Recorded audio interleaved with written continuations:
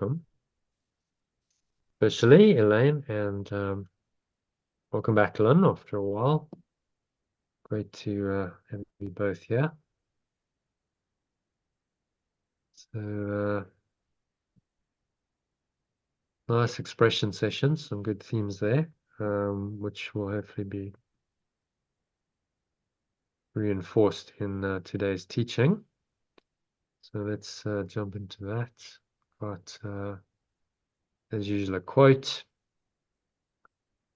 to read, a little bit of teaching, and that'll lead us into today's workbook lesson. And there's an insert on what is the second coming.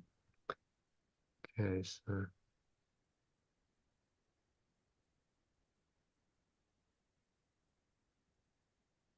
you don't want to see that. There we go. Yeah, Lynn, why don't you read that? Read I that definitely quote. need to find my glasses because I cannot Yeah, see that at all. Bear with yeah, me. perfect. Actually, the perfect quote for you,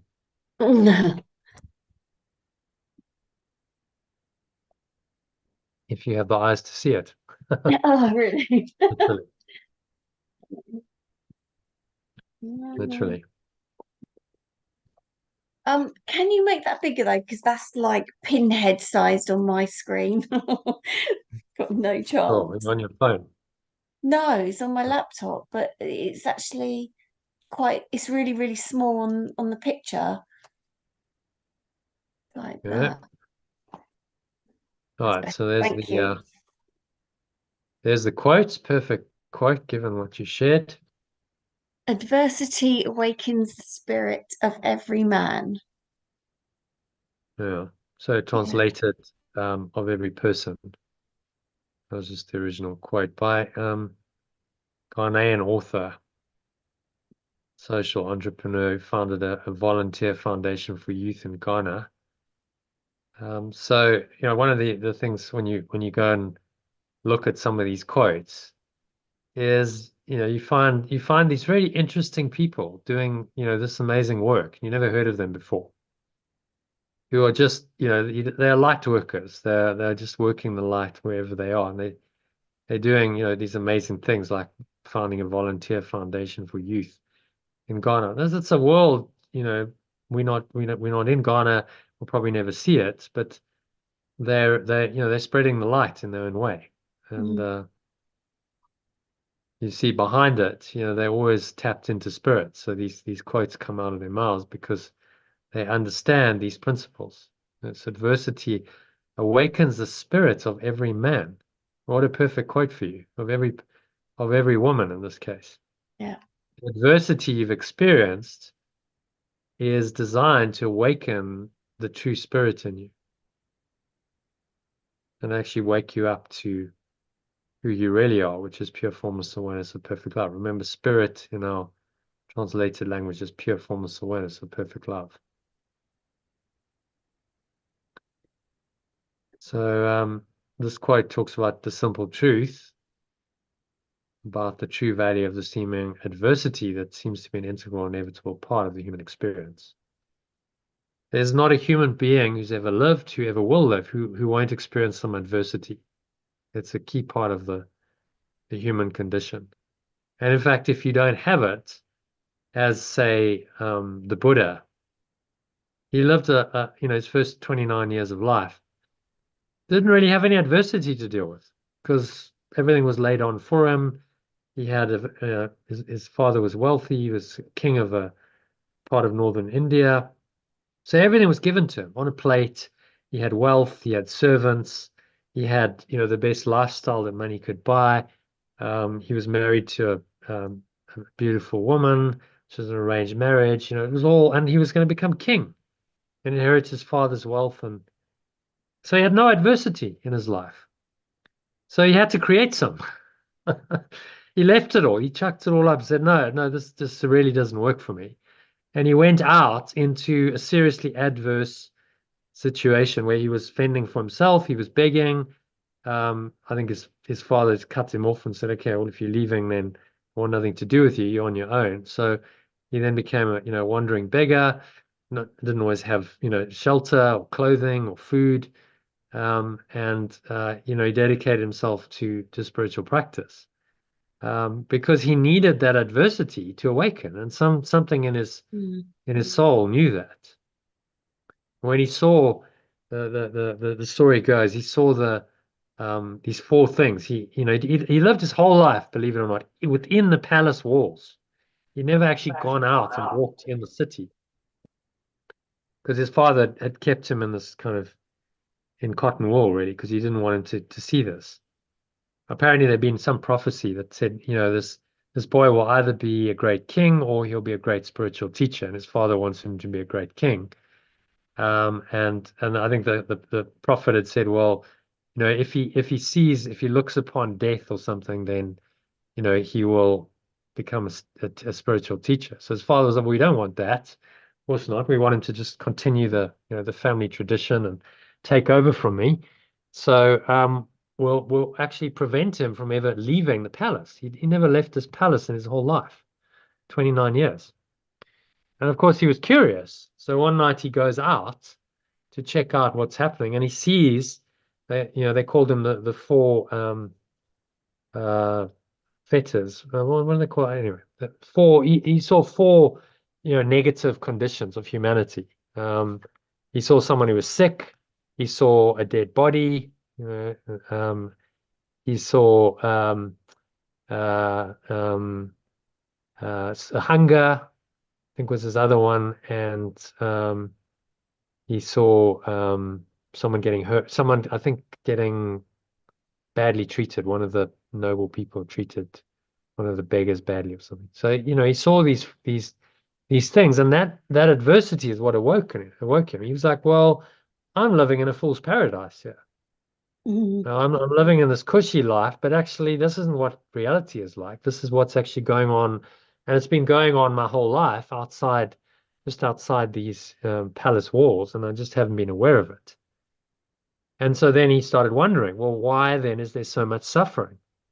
I think maybe the shock, the contrast of like this very cushy life, and then this, sudden, the raw brutality of life in those days, kind of awoke him, and he was like, well, something's really wrong.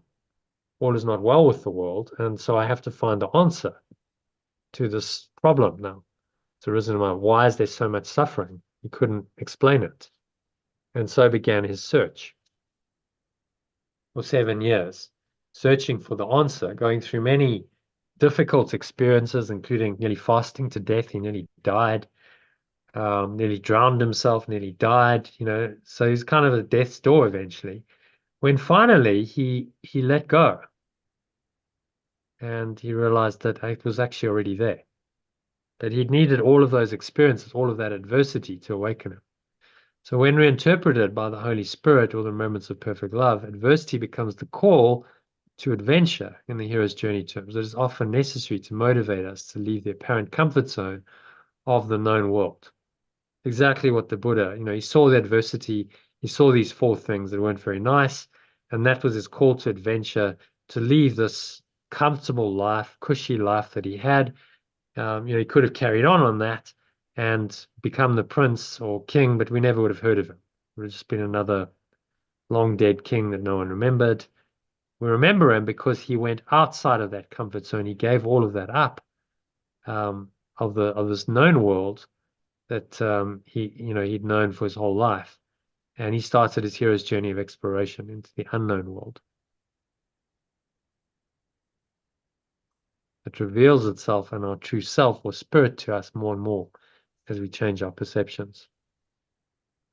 So the challenges we face on this hero's journey of transformation are also an important part of the learning that we must undertake in the second main stage of the hero's journey, which is initiation through the trials and temptations the hero must face on his or her journey that lead ultimately to the death of their ego. Which, remember, is just the belief in separation and a separate individual self. That's an inevitable part of this separated thought system. So it leads you to the death and then the rebirth into the spirit. Which, remember, in our translated language, is just pure formless awareness. and the Christ or the true self that draws all its power from this awareness. It's demonstrated quite well in this diagram. Show you quickly the Holy Trinity diagram. You can see the relationship between God, ultimate source, the Father, heaven, whatever you want to call it, pure form of science, perfect love. That underpins the oneness, the one identity of Christ or the true self. So when you're completely identified with this true self, that's when you can perceive correctly. True self perceives all the circumstances, events, situations, people, places, so on in time and space differently. And so it leads to true perceptions of Christ's vision, which strengthen this true self and help you to unite with the ultimate awareness, pure formless source, perfect love of God. Okay, so that's the theory behind this. Let's go back here. So there's the diagram showing the three main stages of the hero's journey. Just to recap, there's the call to adventure. So, and often that comes in the form of something that apparently goes wrong. Mm. That's how it works. Because you heroes happily going along on his or her journey, and usually in a movie you see the first 5 or 10 minutes is the normal world that they're in, and then something happens, and usually it's some kind of negative event that means that they can't continue, and so they're called to go out of their comfort zone, and then their journey progresses, often with supernatural aid. So they get guidance. There's threshold guardians, which are the egos. So take your situation now. Yeah. That chap the market manager who was not very nice to you could be called a threshold guardian. Okay. Guiding me on my way. Yeah, well, he's actually he's trying to block you from leaving, from progressing on your journey. That's what a threshold guardian does. Often showing up as people in our lives who are based in the ego's thought system, and then they come up with fear and anger and guilt and whatever as a way of tempting you to believe in the ego's thought system. But if you recognize what they are and what they're ready for, then you can let them go. You can go, well, I'm not going to pay any attention to that because it's just illusion. Yeah. And once you go beyond that and you're willing to keep letting go, then you go into the unknown, because that domain of your perception is unknown to you because you've only ever known this domain of the known world. And then once you've gone from the first stage, the call to adventure, you get into the second stage, which most teachers call initiation. So you go through a series of challenges, temptations, trials, and you have mentors, helpers, and guides along the way to help you. You're not alone. Now, whether that's just a book like A Course in Miracles and you've got these daily lessons, it's a more personal kind of relationship in your mind with someone like Yeshua or some archangel or some ascended master or whatever. The the mentors and the guides come in the form that is most helpful for you at that time. So then you go through the challenges and the temptations, and those can be ongoing for many years. It doesn't mean that you just, okay, I'm through that in a month. It's kind of a slow burn. But all of those are leading you into the abyss of death and rebirth. Because if you keep letting go, then what you eventually do is let go of your ego entirely.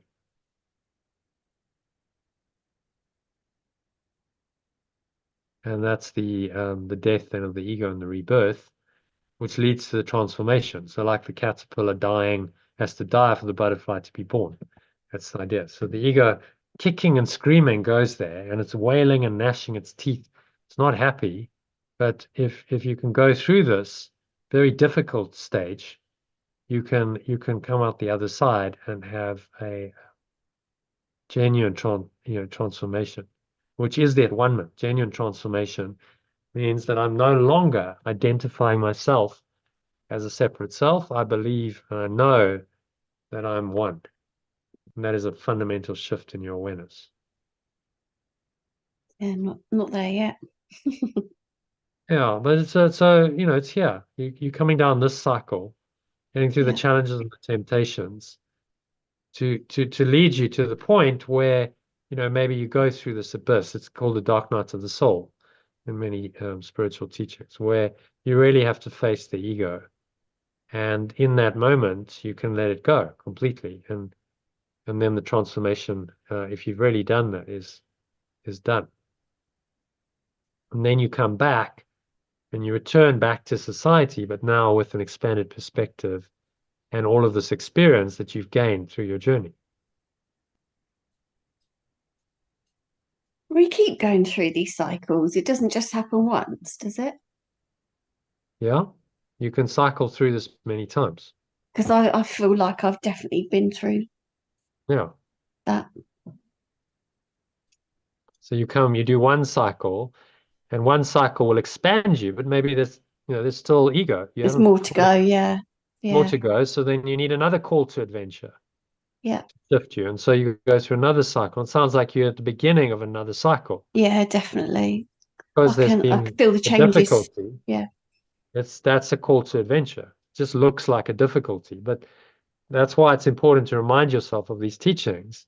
I mean, we've been through this before, obviously, but Hmm.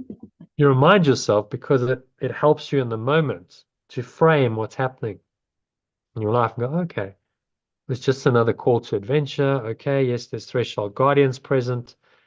I get supernatural aid because Jono just calls me out of the blue and maybe Mm, other things.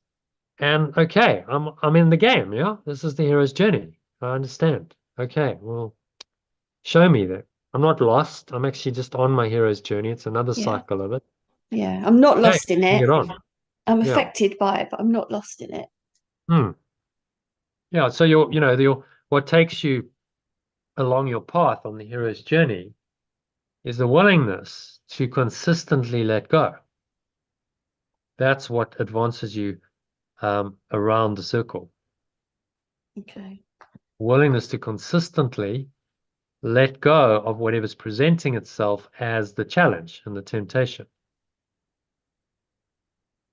And that's what the mentors and the helpers and the guides are helping you to do. They're helping you to get out of the matrix by letting go of these challenges and temptations. If you will listen to them, of course. If you Yeah. don't want to listen, then not much they can do. No, I definitely want to listen. Hmm. Yeah. And remember, where you're going is, this isn't a nice experience. I've been through it. It's horrible, but it's necessary because you face all of your demons and you can feel like your world's deconstructing because it kind of is. The old Mm, world is deconstructing. But if you can come out the other side, then, there is a transformation that's definitely happens. yeah. The environment is, again, restored to your mind. So that's knowing that you're one with everyone and everything else. And then the third stage would be the return journey back to society to help others who are maybe ready for their adventure. And you can be someone who's giving supernatural aid to them. Yeah. So this is the hero's journey. And as I said, so you can cycle through it Mm, a number of times, many times in your life.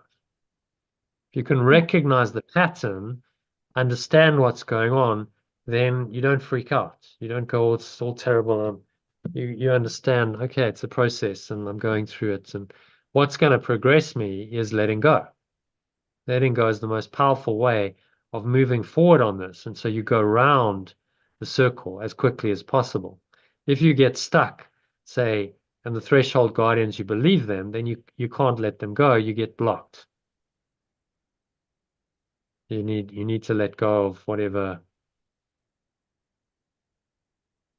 whatever fear that they seem to I was going to say, be so trying. what is it that I have to let go of? Let go of the fear of, right? Like, I don't want it just to be about money because it's not just about money, but let Well, go it's of the fear of fear. abandonment, really. I mean, isn't that's the key thing? You fear you're going to be abandoned and forsaken in this world and on your own, and you're not going to cope on your own, um, and that fear of abandonment is really, that's primordial. It's going back to the fear of abandonment by God, which is not possible, but in the ego's delusion, it seems to be possible.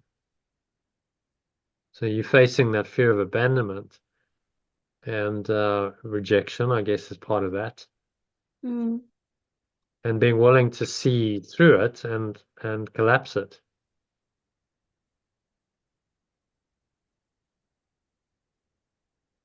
Does that diagram help? yeah. Yeah, it's a reminder. Like I said earlier, I know things are again. I know I'm at a turning point, and my path's going to change. Hmm. So what I've been doing, it's been Hmm. heading that way. Yeah. Yeah. I just, it's just Yeah. that um, reminding myself to feel safe amongst all the changes. That's all. Yeah. Yeah. The only safety, the hero knows that he or she is only safe when they are moving forward on the journey. They cannot be safe if they get stuck on the Mm. journey. What the safety comes from moving forward, and that can be terrifying for the ego because it's heading towards its ultimate annihilation. But that's where your safety lies. Annihilate the ego, which is not real and is the cause of all of your fear and pain and suffering, and then you can be completely safe. It's the only way you ever are going to be completely safe. Yeah. All right. So any other thoughts or comments on that? The hero's journey. No. Okay. So the true self. If you want to read an article, there's a much more in-depth, goes into 12 steps. Great article. So read that if you'd like to dive a bit more into it. And he breaks down the 12 steps of this of the main 3 steps of the hero's journey. So you can Okay. read that in your own time. So the self, remember the whole point of the hero's journey is to take this journey to the self. It's to know thyself. It's the whole point. So as you progress on your hero's journey, you come to know more and more of who you really are, this true self that empowers us to express this awareness through our thoughts, words, and actions that then demonstrate the power of the self to other people and inspire them to embark on their own hero's journeys of self-discovery. So true self is ultimately what empowers us. To go back here, see that we've been through this many times with Elaine, but you missed these sessions, so I'll go through it again. Elaine, forgive me. That the key thing with the Holy Trinity idea is that the true self, your true self or Christ, is an intermediate level. It's not the ultimate reality of pure formless awareness of perfect love, but it is a derivative of it. It's an extension of it. So you can remain rooted in this true self, knowing that you are really one with your source and one with everyone and everything in the outside world because of it. And this is a necessary correction. You need the true self firmly established in your mind in order to allow God to take the final step and you merge then. That final step would just be merging back into the formless awareness of perfect love.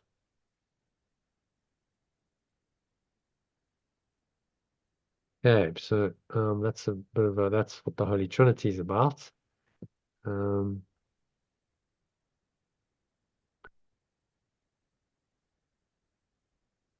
So this process is about what Yeshua calls an interlocking chain of forgiveness.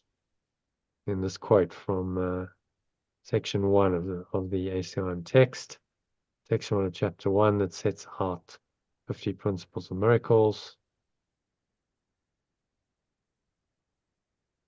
So if you want to read that, Elaine, I think. Miracles are part of an interlocking chain of forgiveness. Miracles are a part of an interlocking chain of forgiveness, which, when completed, is the at-one-ment. At-one-ment works all the time and in all the dimensions of time.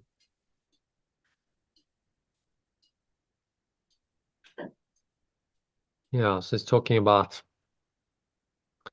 instead of saying it as atonement, when you say at-one-ment, it makes quite a difference, doesn't it? The at-one-ment, the process of the mind becoming at one, realizing its essential oneness or unity with everything and everyone. So it works all the time and in all the dimensions of time. Very powerful. So this is going back to the hero's journey. Holy Spirit is guiding this whole at-one-ment journey for everyone. Okay. So that leads us quite nicely into the central idea of today's lesson, which can dive into now. So let me just bring it up in the, guess we want to edit it. Messages for day, no, not that one. We want 303. All right, so let me just record this as well.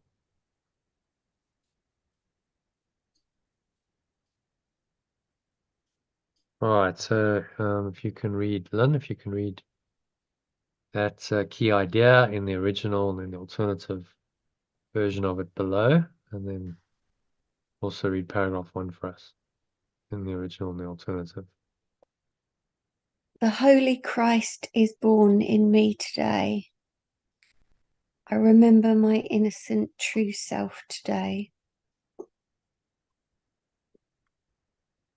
Yeah, so I mean, the Holy Christ is born. It's quite symbolic language. Christ, what does that mean? Holy Christ. As soon as you say, I remember my innocent true self today, it becomes much more practical and doable, hopefully, because that's what he's saying. It's born in me today. In other words, I remember it and I bring it into mind, and I actually live according to its thoughts. That's the key thing, because can't be born in you today if you're not living its thoughts.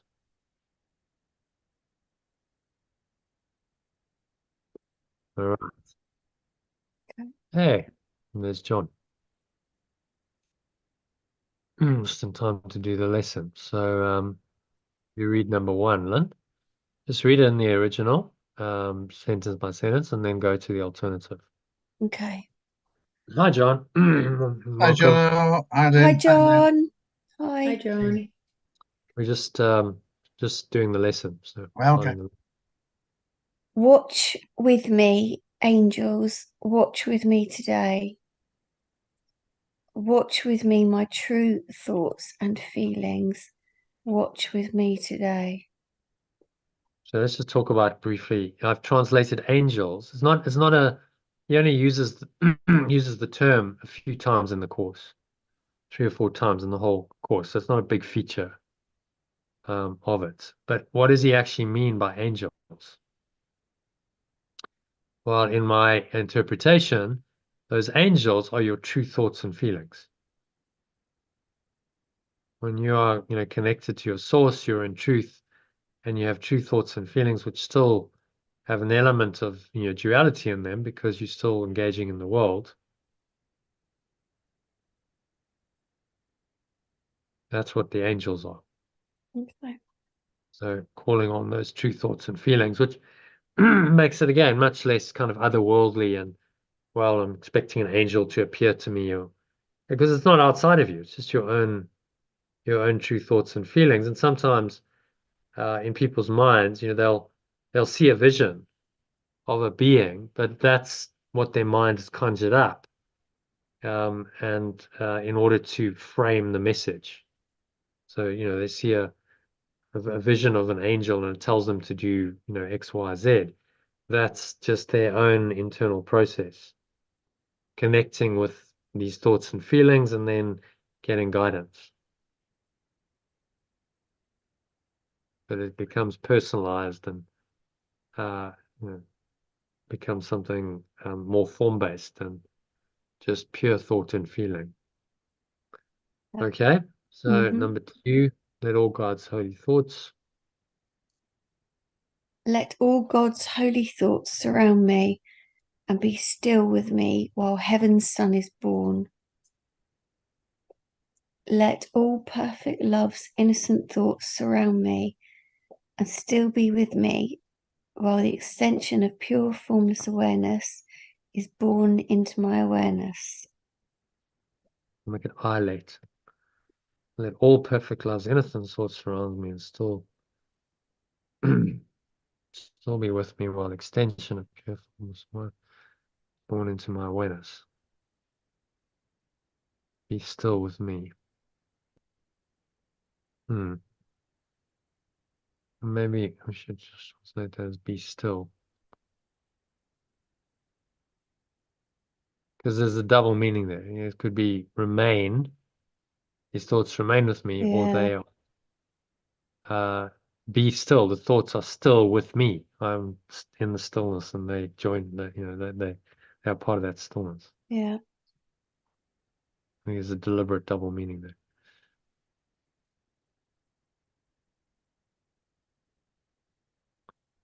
Okay, and carry on. Let earthly sounds be quiet and the sights to which I am accustomed disappear. I let earthly sounds be quiet and the sights to which I am accustomed disappear.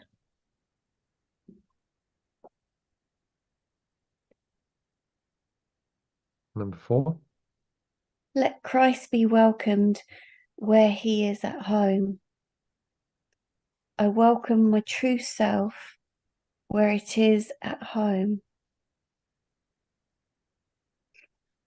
Number 5, and let him hear the sounds he understands and see but sights that show his Father's love.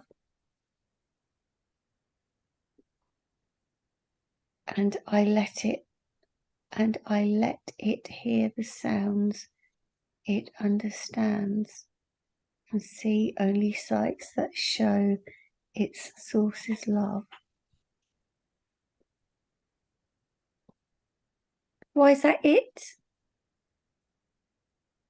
Yeah, welcome my true self where it, because it's Oh, referring to okay, self. yeah.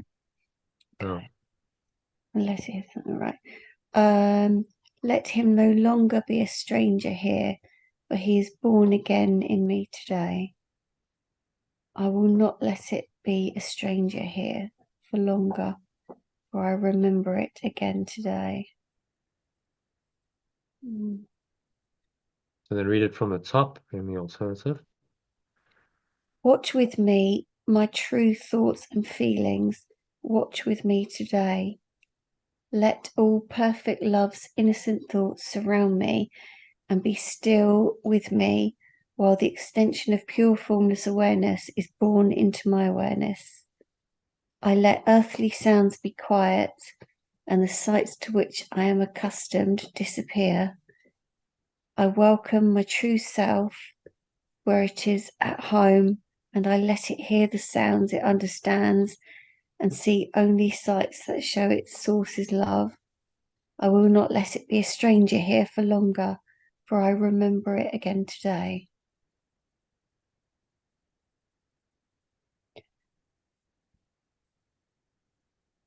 Yeah, so what's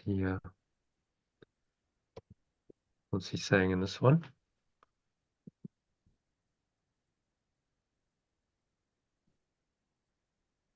My summary. perception is that we let go of guilt and fear, and then we're peaceful. Basically, we're in our peaceful, true state.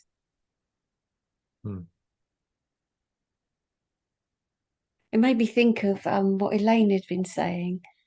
I let earthly sounds be quiet, and the sights to which I am accustomed disappear. So I'm willing to let go of my own interpretation of the world, is what he's saying. Yeah. I'm letting that all disappear and letting my mind be corrected.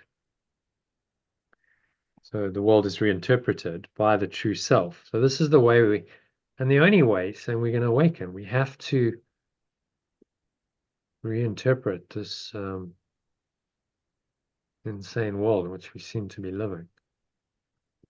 So this is the Holy Trinity idea, that you need this intermediate true self idea, which ultimately in pure formless awareness of perfect love isn't even there. But in the dream world, this true self is your best friend, because the true self connects you with God. It reminds you that you're really only one. There's only one self here. You're the same as everyone else. So only this awareness is true. Only perfect love is true. And it helps you to perceive that.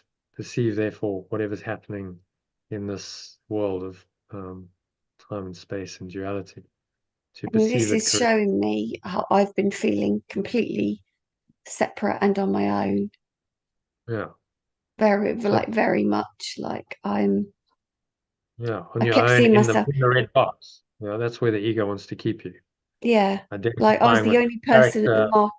Sorry, go on.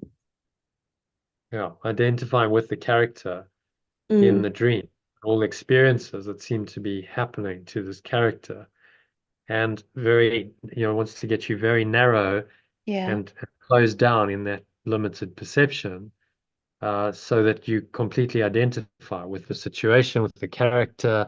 And of course, Mm, it seems very fearful because now you're caught up in this drama and you don't have enough money, and who's going to take care of you? And the mind is interpolated, and you're disconnected then from your true self. That's very much submerged, and pure formless awareness of perfect love is apparently nowhere. It's been obliterated by all of these false thoughts. yeah. And that's called an ego hijack attempt. It's trying to pull you back into the red box and trying to get you to forget that there is actually an alternative thought system, that you can actually rise above all this, rise above the battleground, as Yeshua puts it, rest in your true self or Christ, and perceive all of these things correctly from this higher perspective, which then they don't have to worry you or bother you, because you know from the true self that you are eternally okay. You're fine right now because you're connected to your true awareness. And that's the lesson. Yeah. Okay, so any other thoughts on number one? Anyone else? Elaine, John, comments or questions or thoughts on I'm good with that. paragraph one? Okay. So moving swiftly on then, if you can read number two, John, in the original and the alternative, just a short prayer. Your son is welcome, Father. Your extension is welcome, my source. He has come to save me from the evil self I made. It has come to free me from the evil self I made. Actually, when I read this earlier, I thought, oh, what's this word evil doing in Well, we could translate it, but I think he uses it for a reason. here? Okay. It's quite a strong emotive word. Actually, it's just love spelled backwards. Evil is love spelled backwards, which is Yeah. a good way of looking at it. So it's an upside down thought system. It's to live your life upside down is evil. Okay. Okay. So we could really to free No, I me mean from, it is a nice. It's a strong word. I like it. Yeah. yeah. The evil means I'm totally upside down, confused self. You know, the false self that thinks it's real but isn't. And then does, you know, what we'd call evil things, confused, deluded things that don't make any sense. That are not coming from love.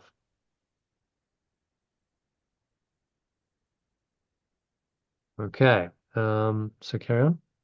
He is the self that you have given me. It is the self that you have given me. He is but what I really am in truth. It is only what I really am in truth. He is the Son you love above all things. It is the extension you love above all things. He is myself as you created me. It is myself as you extend me. It is not Christ that can be crucified. It is not my true self that can be crucified. Safe in your arms, let me receive your Son. Safe in your embrace, I accept your extension. Okay, and read that from the top in the alternative. Your extension is welcome, my source. It has come to free me from the evil self I made. It is the self that you have given me. It is only what I really am in truth. It is the extension you love above all things. It is myself as you extend me. It is not my true self that can be crucified. Safe in your embrace, I accept your extension. So he's saying here that, well, I think what he's saying here is that as we welcome spirit, it becomes part of us and cannot be destroyed or I'm contrasting it to the evil self that I made. So yeah. my little self concept versus my true self. And they are continuously at odds. You can't reconcile them.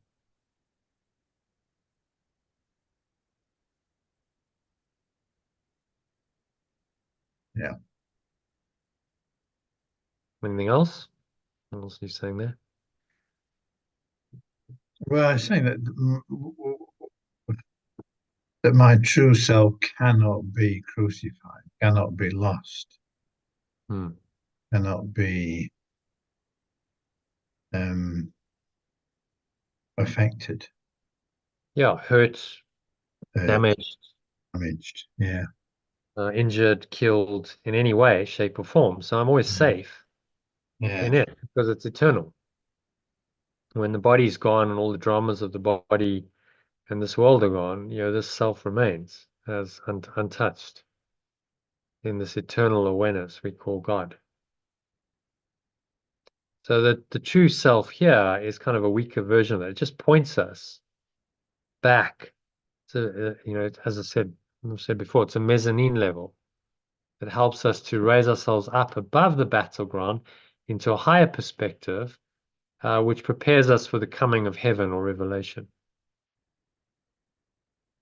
But we're not going to be able to go straight from really being identified with this universe, time and space, and our character in it, to pure formless awareness of perfect love.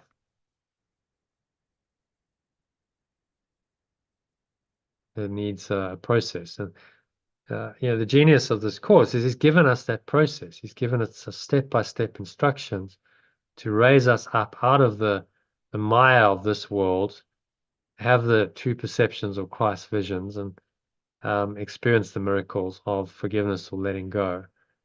That is what this teaching is about, so that we become more and more identified in the true self.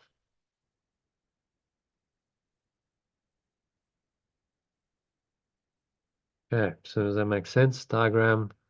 Hopefully you're connecting the dots. I'm showing these diagrams, you know, and we do it a number of times because like bring it into, you know, each lesson and you see that there's a depth significance to the lesson that starts to reveal itself as you understand the whole thought system, which it's an expression of.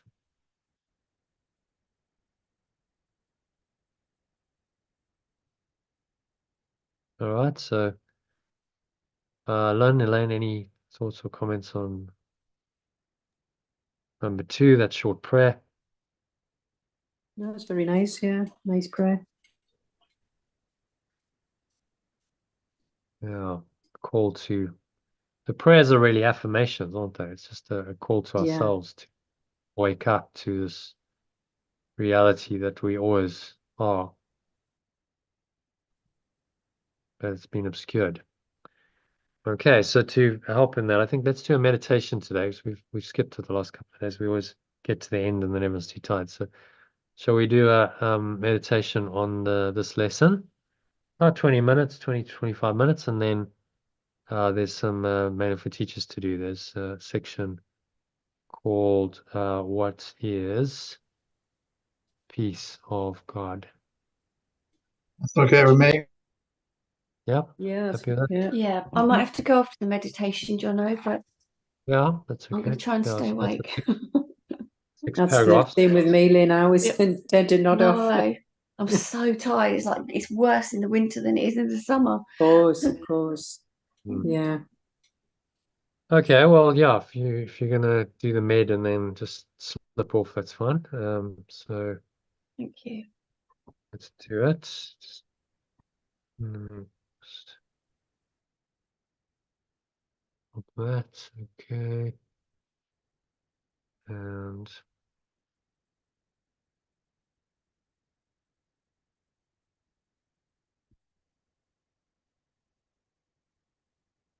all right, so let's do a meditation on today's workbook lesson 303. We're on to. So just making yourself comfortable, sitting your feet shoulder width apart, your back straight.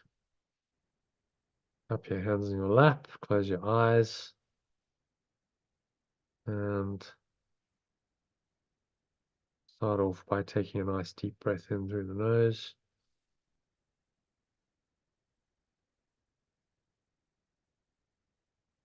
And now the stomach rises and the chest rises and the subtle flow of air in through the nostrils. Draw the energy up the spine. Feel this warm, tingling wave of energy rising up. From the base of your spine, squeeze the sphincter muscle to lock the energy in. It's a muscle used to contract the flow of urine or squeeze the last drops out. Locks the energy in. Draw the energy up the spine into your heart center. Put one hand in your heart. Connect with your heart space. And draw it all the way up into the crown of your head. Pausing at the top of the inhale.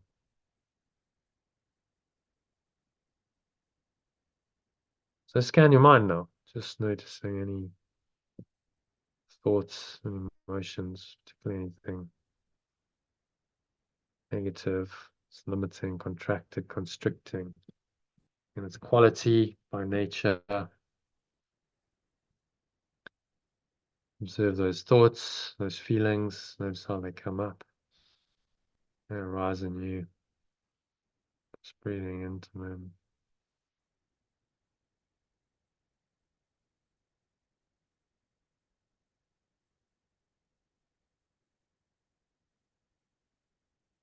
And remind yourself of today's lessons. The Holy Christ is born in me today. Or I remember my innocent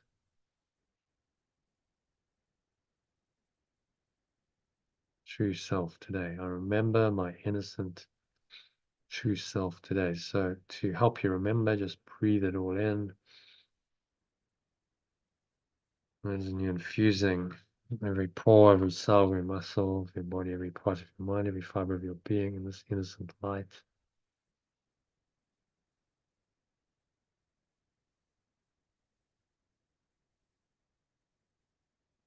And be willing just to release all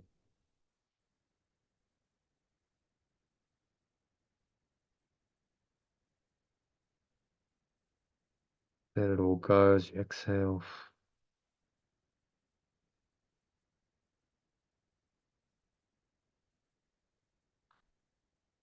Blow it all out to the breeze of your breath, to the nothingness that it really is. It's going, going, gone.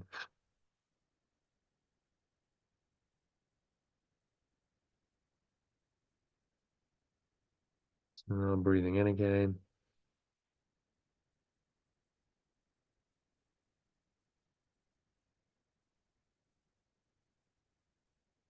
Breathing in, and then you hold the breath briefly as I speak the words, just in one sentence, then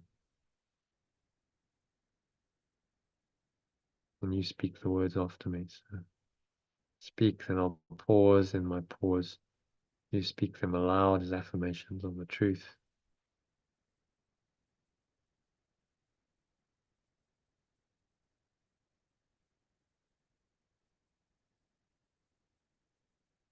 So breathing in, nice deep breath in, and addressing your own mind. Say, watch with me my true thoughts and feelings. Watch with me today.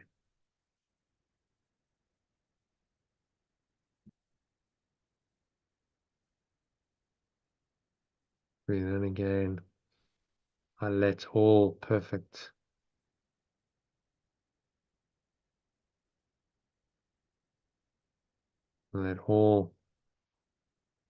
love's innocent thoughts surround me and be still with me. Say that as you exhale out through the nose. I let all perfect love's innocent thoughts surround me. Breathing in again and be still.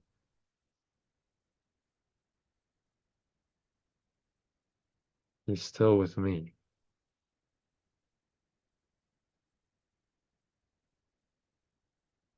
Well, the extension of pure formless awareness is born into my awareness.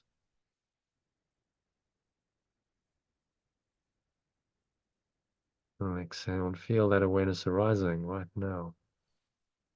The mind and your heart.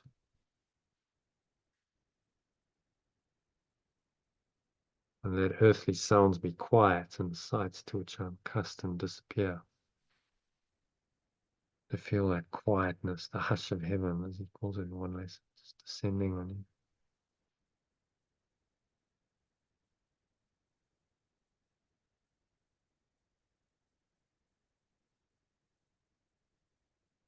Breathing in again through the nose, maximum inhale breath. Say, I welcome my true self where it is at home. So breathe it in, this energy of the true self, the one self who you really are. Breathe it into every pore, every cell, every muscle, your body, every part of your mind, every fiber of your being is in the light. That is your true self. Welcome it where it really is. Imagine just adding to the radiance.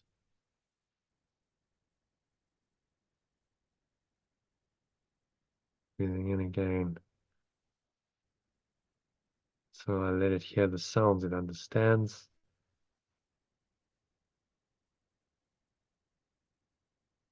It's the only sights that show its source's love.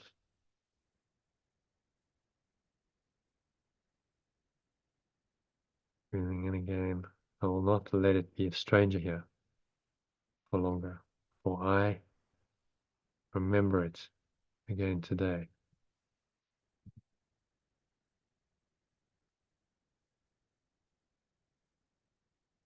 I am determined to remember it again today. Exhale on the truth of that and just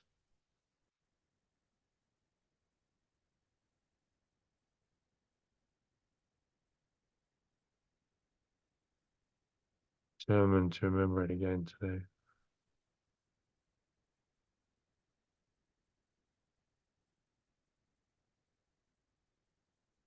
Determined to remember it again today. So breathe it in Embrace it into every pore, every cell, every muscle of your body, every part of your mind, every fiber of your being. Say your extension.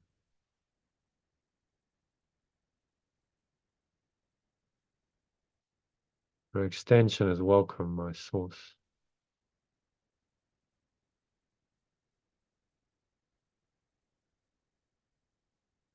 It has come to free me from the evil self I made.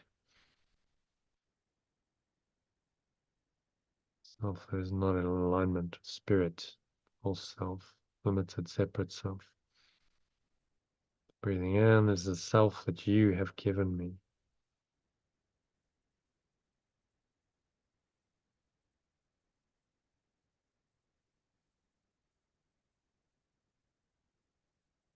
Is only what I really am in truth.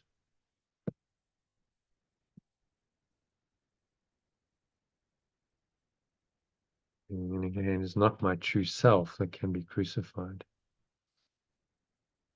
Cannot ever crucify true self because it is beyond attack.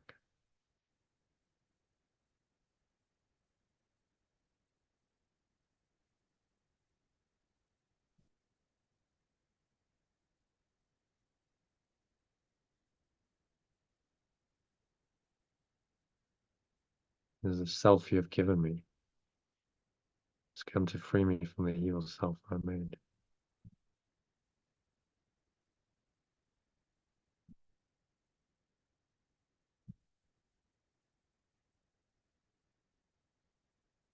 The self you have given me.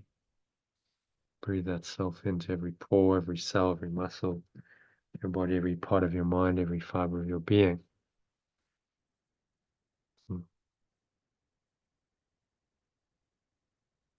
This is only what I really am in truth. Breathe in, feel that truth in your heart and your mind.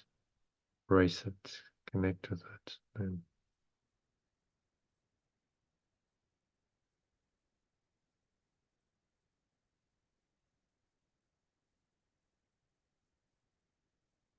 there's myself as you extend me. Extension you love above all things.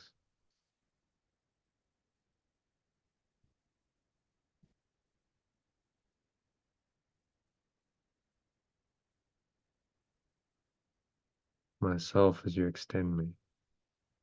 Repeat that. Feel that extension right now in your being, every fiber of your being. You understand that you are not alone. Your source extends you right now. And in that awareness lies your awakening and salvation. It's not a true self that can be crucified. So just bring to mind all the ways you've crucified yourself in the past. Maybe you're continuing to do it now. False thoughts, emotions, related body sensations that are negative, limiting, contracted, constricted. Just blow them away with the breeze of your breath.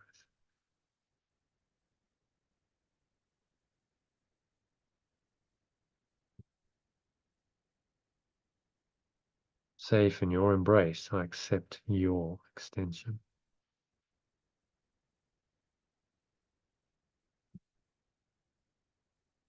So feel the safety, breathe it in. The embrace is obviously not a physical one, but it's a presence that encompasses you, says to you it's all okay. Everything's fine. You don't need to get worried, defend, protect, attack. So all those games are all over now.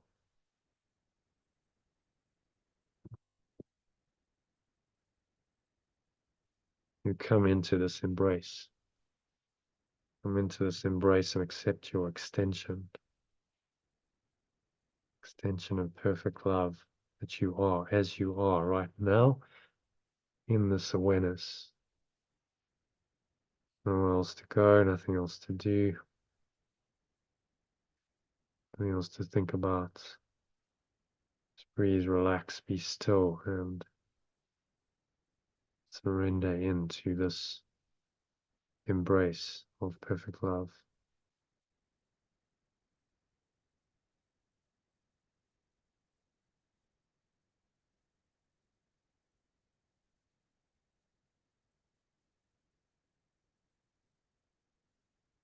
Safe in your embrace, I accept your extension. So feel that extension in and as you, in your mind, your heart, energy system. Feel how expanded and loving, peaceful and joyful it is.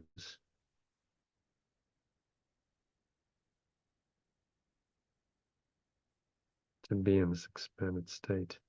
Just rest here for a few moments. There's nowhere else to go, nothing else to do, nothing else to think about. Just breathe, relax, be still, observe the breath flowing in and out through your nostrils.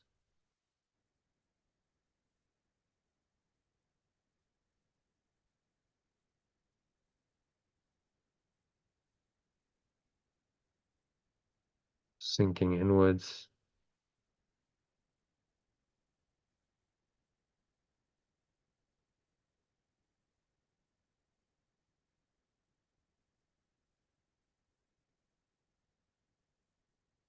Any thoughts come up that seemingly disturb this deep peace, tranquility of your true self. Acknowledge them, breathe into them. Remind yourself today's lesson that only Christ is born in me today, or I remember my innocent and true self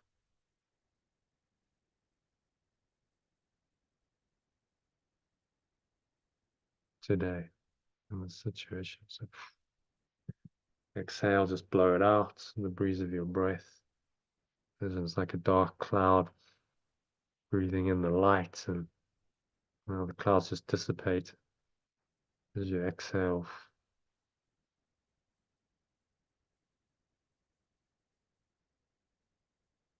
Blow it out, let it go.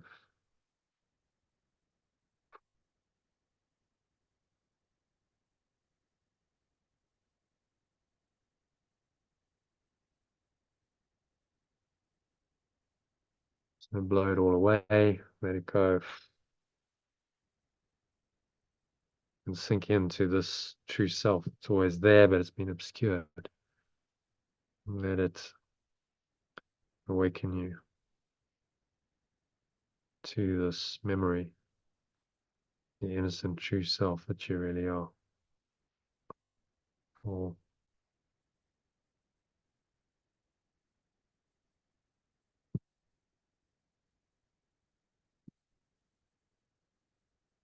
the next couple of minutes of deep, peaceful silence.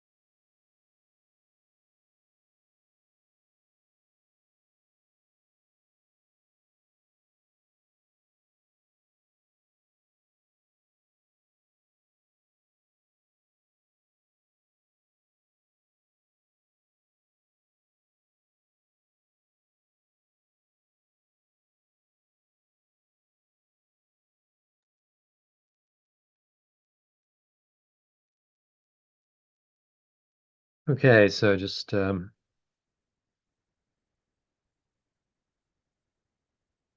back gently from this deep connected state.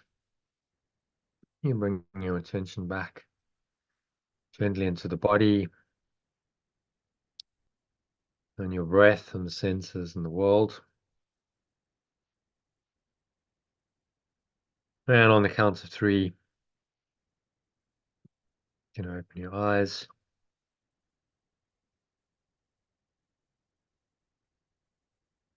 So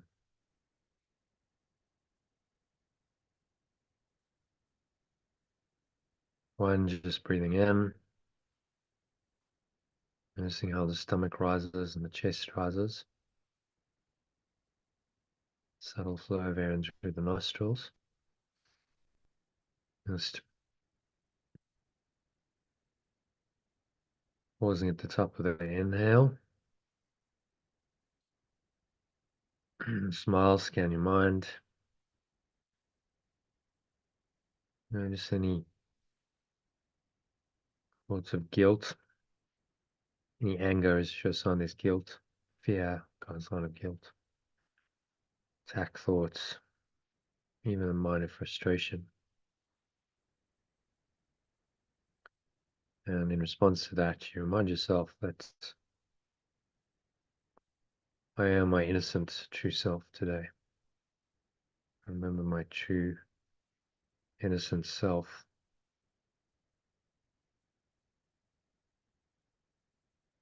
Now and always.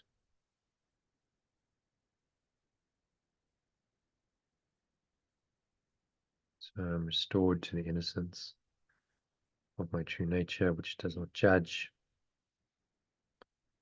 which can always be kind and gentle, loving.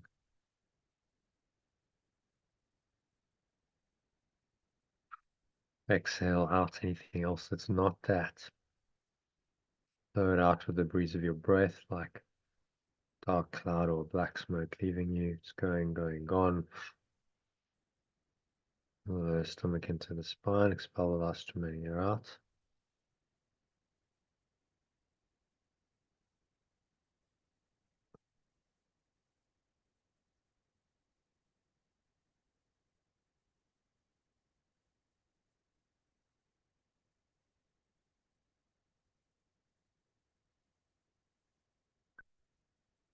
So just count of 2, notice the weight of your body, pressing down into the chair, your feet touching the ground.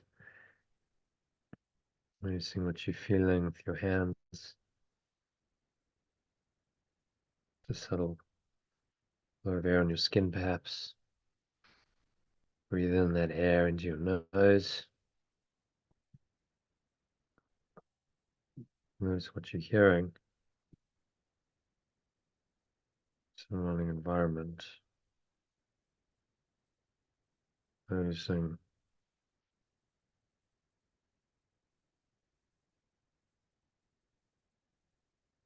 all these things. It's a very still, calm, and surrendered state of mind, which you're just attached.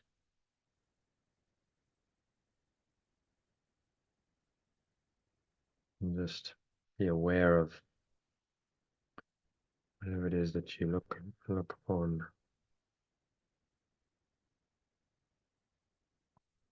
Without attachments. So on the count of 3, open your eyes and just do that. Look around. Just noticing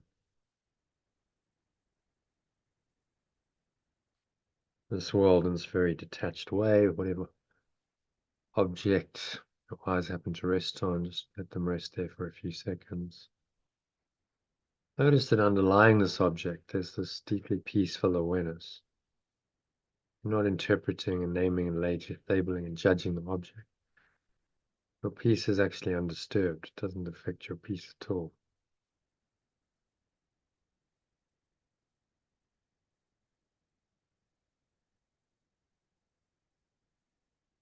So look around again, another object, notice the same awareness.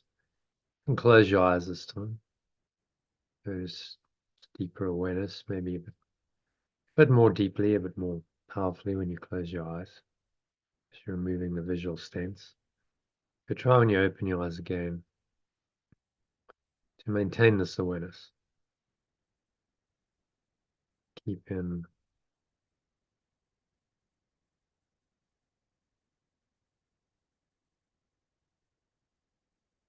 So as you look around, notice this peace that permeates all of your perceptions. It's been called the peace of God that surpasses all understanding.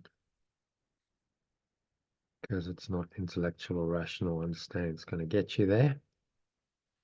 Only spiritual practice like this. So that brings us to the close of the meditation and leads us nicely into our next part of the session, which is the Manual for Teachers. That asks and answers the question, what is the peace of God? Or what is the peace of perfect love in our translated language? What is the peace of perfect love? Okay, so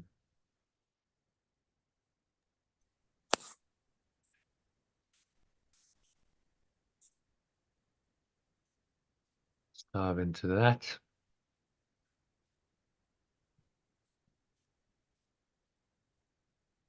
All right.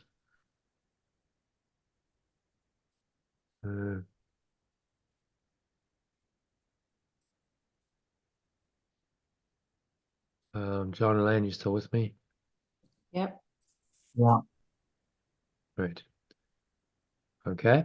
So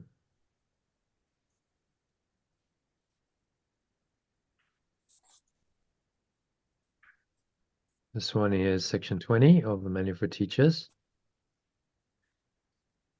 What is the peace of God? Or what is the peace of perfect love? Translate that.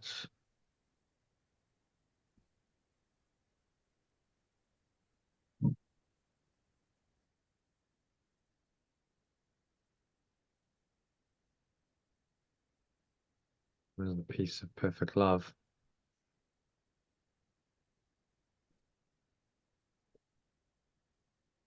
One's left us, so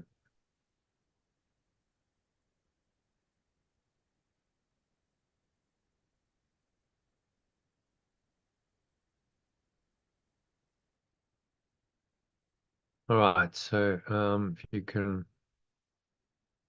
read, I think, John, if you can kick it off, read paragraph 1 in the original and the alternative. It's a very short paragraph to start. So It has been said that there is a kind of peace that is not of this world. It has been said that there is a kind of peace that is not of this world. How is it recognized? How is it recognized? How is it found? How is it found? And being found, how can it be retained? And being found, how can it be retained? Let us consider each of these questions separately, for each reflects a different step along the way. Let me consider each of these questions separately, for each reflects a different step along. yeah. I was giving this introduction there to the peace of God, and we're going to look at it step by step. Yeah. Okay, and the questions. Let's read that. It has been said that there is a kind of peace that is not of this world. How can I recognize it? How can I find it? Being found, how can I retain it? Let me consider each of these questions separately, for each reflects a different step along the way.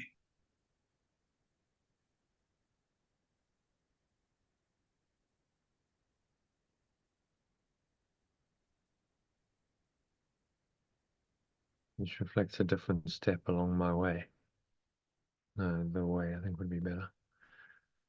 Yeah, so just a nice intro sentence saying, these are the questions we're going to consider. How can I find peace? How can I recognize it? How can I find it? And having found it, how can I retain it? All right, so let's go on to number 2. Lane, if you can read that one.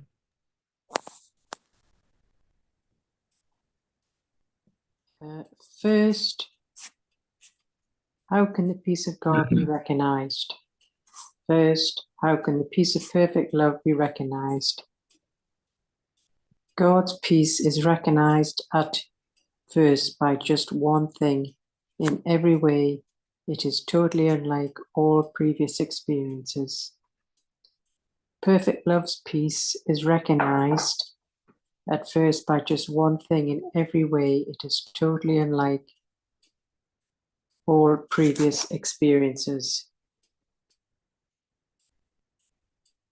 It calls to mind nothing that went before. It calls to mind nothing that went before. It brings with it no past associations. It brings with it no past associations. It is a new thing entirely. It is an entirely new experience. There is a contrast, yes, between the thing and all the past. There is a contrast, yes, between this experience and all the past. But strangely, it is not a contrast of true differences. But strangely, it is not a contrast of two differences. The past just slips away, and in its place is everlasting quiet. The past just slips away, and it is in its place is everlasting quietness. Only that, only that. The contrast first perceived has merely gone. The contrast first perceived has merely gone. Quiet has reached to cover everything. Quietness has reached to cover everything.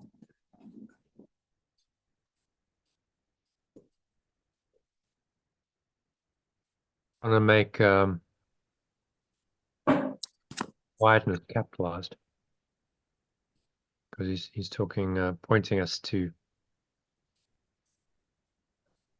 your formless awareness. Yeah. Everlasting quietness. It's pointing to the top level In domain the blue bubble, yes. in the blue. Really, everlasting quietness would be eternal peace, eternal stillness, silence. It's all level 1, pointing you to the ultimate level 1 of reality. Okay. So read that from the top in the alternative piece. I made a couple of changes as we went. First, So let us consider how the peace of perfect love can be recognized. Perfect love's peace is recognized at first by just one thing.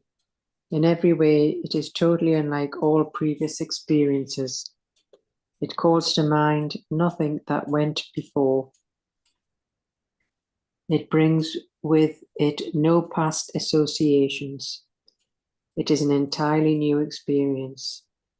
Yes, there is a contrast between this experience and the whole past, but strangely, it is not a contrast of true differences. The past slips away and everlasting quietness replaces it. Only that. The contrast first perceived has merely gone. Quietness has reached to cover everything.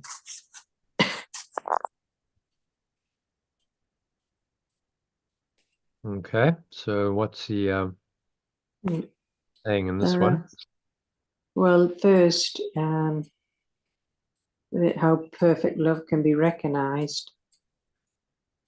is unlike any other previous experience, and nothing like what went before, and no past associations. Strangely, it is not a contrast of two differences, but this past does slip away and this everlasting quietness replaces it. And that's it. Simple as that. So the contrast first perceived has merely gone. So this quietness covers everything.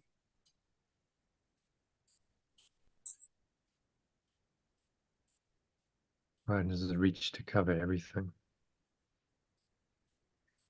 Maybe just quietness.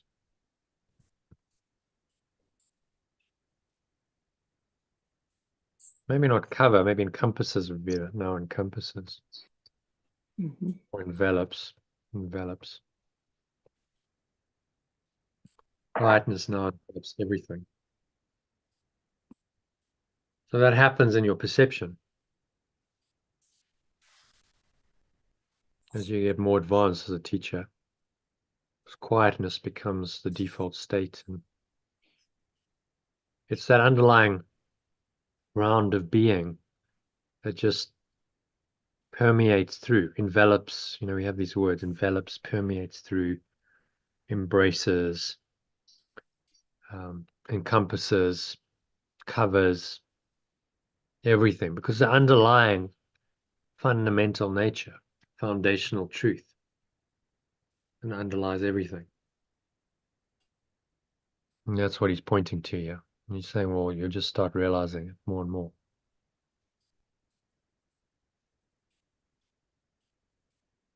And that helps you let go of the past.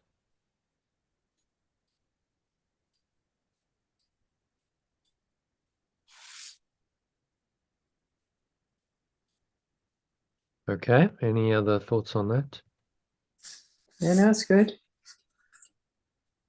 John, you okay with that? You're happy to move to number 3? Yeah, okay.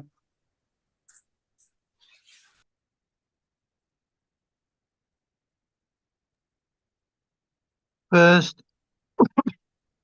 let me consider how oh, hang on, no. How is quiet Oh, found? it's quiet. Oh, yeah. How is quiet found? How is this quietness found? No one can fail to find it who but seeks out its conditions.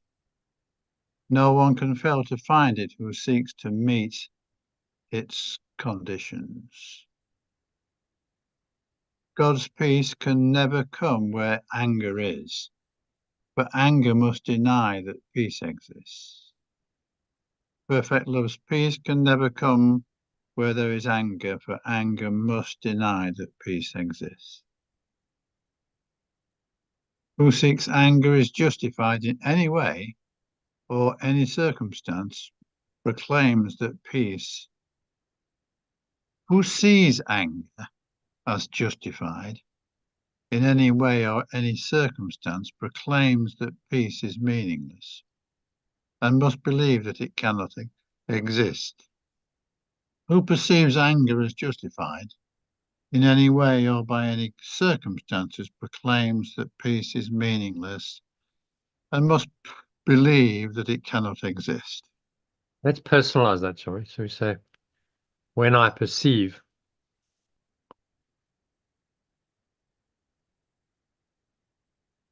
Yes, when I perceive anger as justified in any way or by any circumstance, I proclaim that peace is meaningless and must believe that it cannot exist. it makes it much more, personal. Yeah. Point. In this condition, peace cannot be found. In this condition, peace cannot be found. Therefore, Let's make it active. I cannot.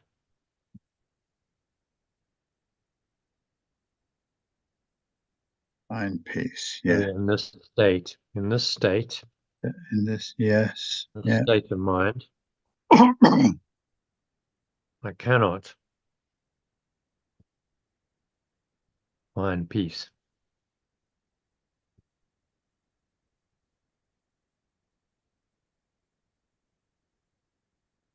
Okay, number 6. Therefore, forgiveness is the necessary condition for finding the peace of God. Therefore, letting go is the necessary condition for finding the peace of perfect love. More than this, forgiveness more than this, given forgiveness, there must be peace.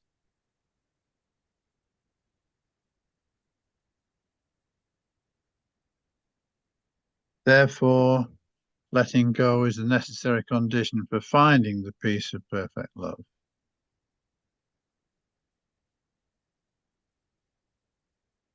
Yeah, and more than this. More than this, if I completely let go, there must be peace.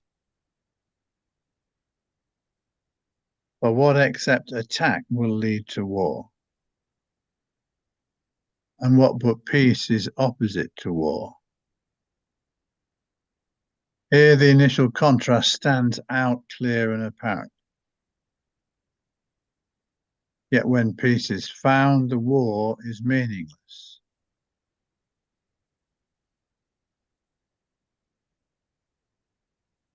Yet I'm going to change war to conflict. Yes. Hmm. And number 11 could be, yet when I find peace, conflict is meaningless. Hmm. Yeah, so it's active rather than passive tense.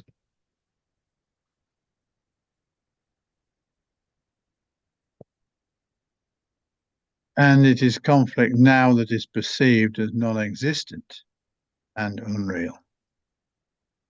And I perceive conflict now Now perceive, yeah. as non-existent and unreal.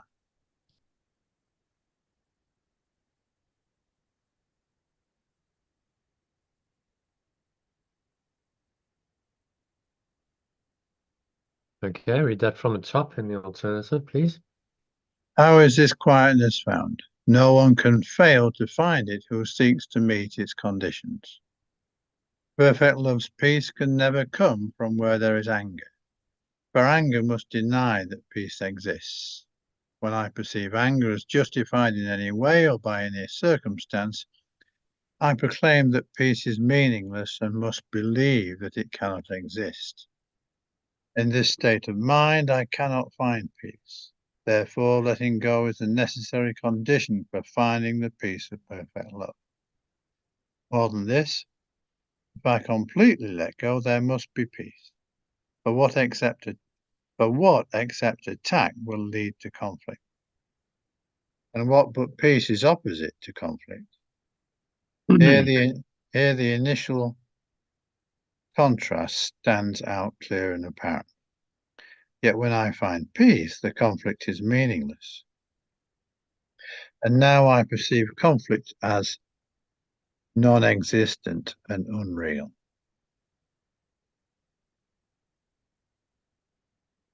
Okay. Summary of this one.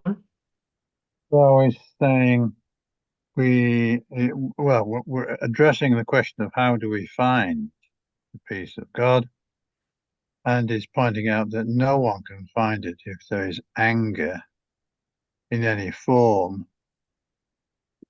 going through us. If we are feeding any anger, and we can only really find peace by letting go of all other things that are getting in the way. Because, and then as we get closer to peace, we understand that all conflict is meaningless and see it for what it is.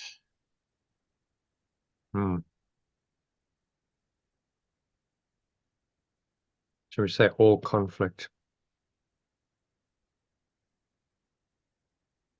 Yeah, becomes meaningless. It was meaningless to me.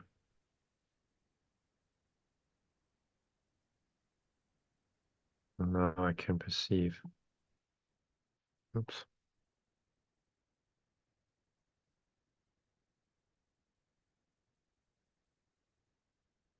They're leading us to the believing in the non-existence of conflict.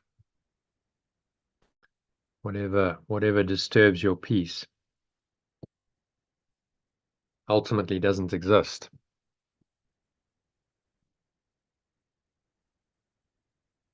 And with a letting go, deep letting go reveals that truth to us. When we're in deep peace, and think of a time, we've all had times where we've been very deeply peaceful. Now, in that moment, conflict is not there. It's not in your awareness, is it? It doesn't exist for you.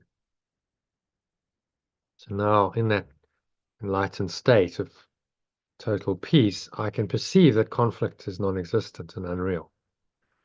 And even if it comes up again, which probably will do, you can just maintain this correction. Remind yourself that, and only let it go.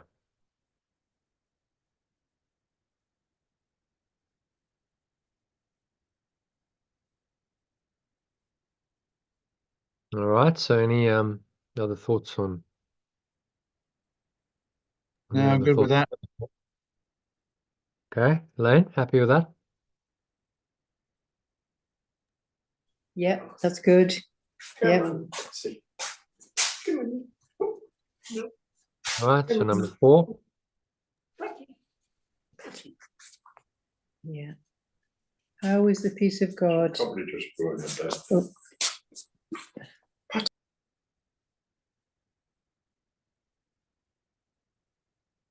Okay. Can you read, Elaine, or do you want John to do it? yes, I think I can. Yeah. Right. How is the peace of God retained once it is found? How is the peace of perfect love retained once it is found? Let's make it.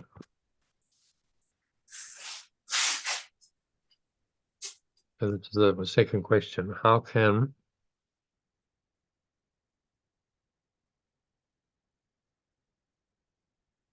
I retain the peace of perfect love once I have found it?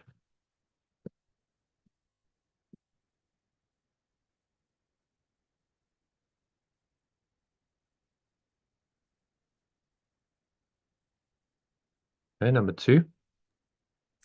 Returning anger in whatever form will drop the heavy curtain once again, and the belief that peace cannot exist will certainly return.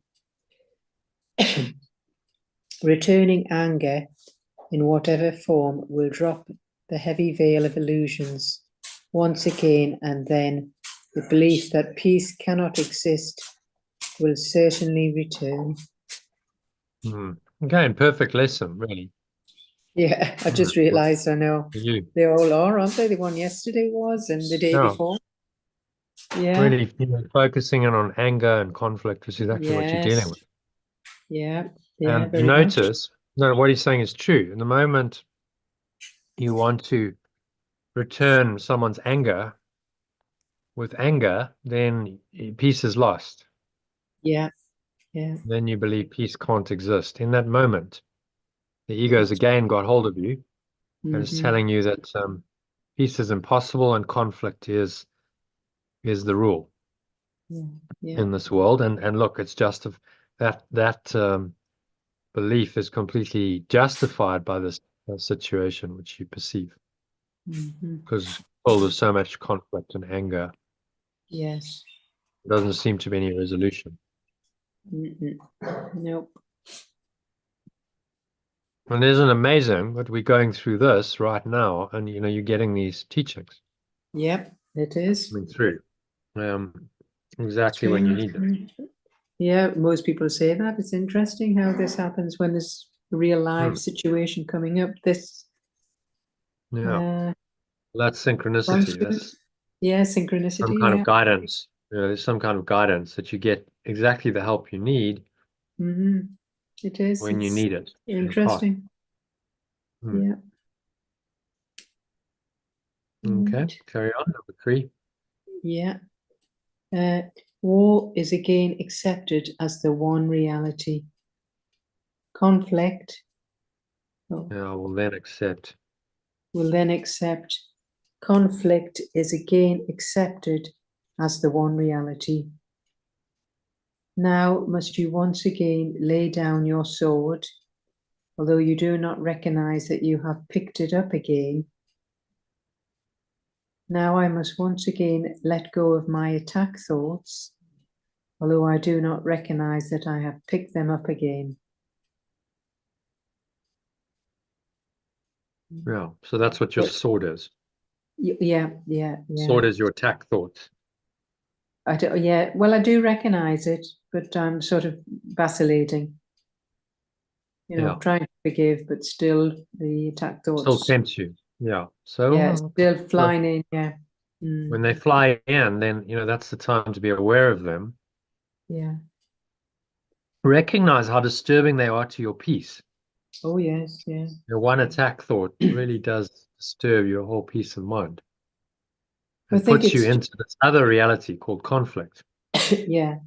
Well, it's my brothers that are being very condemning. Like Dave, obviously all the last night saying how much he hated and all this sort of thing. And if he could, he wouldn't murder them. I mean, I know he wouldn't, but so the thought is, it's not very pleasant. So no, it's that's not so why much it my says, own. I mean, this is a thought system of death, attack, and murder. He's very explicit Yeah, in how he certainly. describes it. Yeah, I mean, and as I say, you're getting certainly a masterclass in it. It's being demonstrated for you very clearly in the situation, which is very helpful. Yeah, but I don't seem to be able to forgive quick enough. I seem to get wrapped up in and think, oh gosh, I keep saying to myself, oh, I'm fed up with all these dramas and hate and blah blah blah. So I get caught up in it, don't I, by saying that to myself?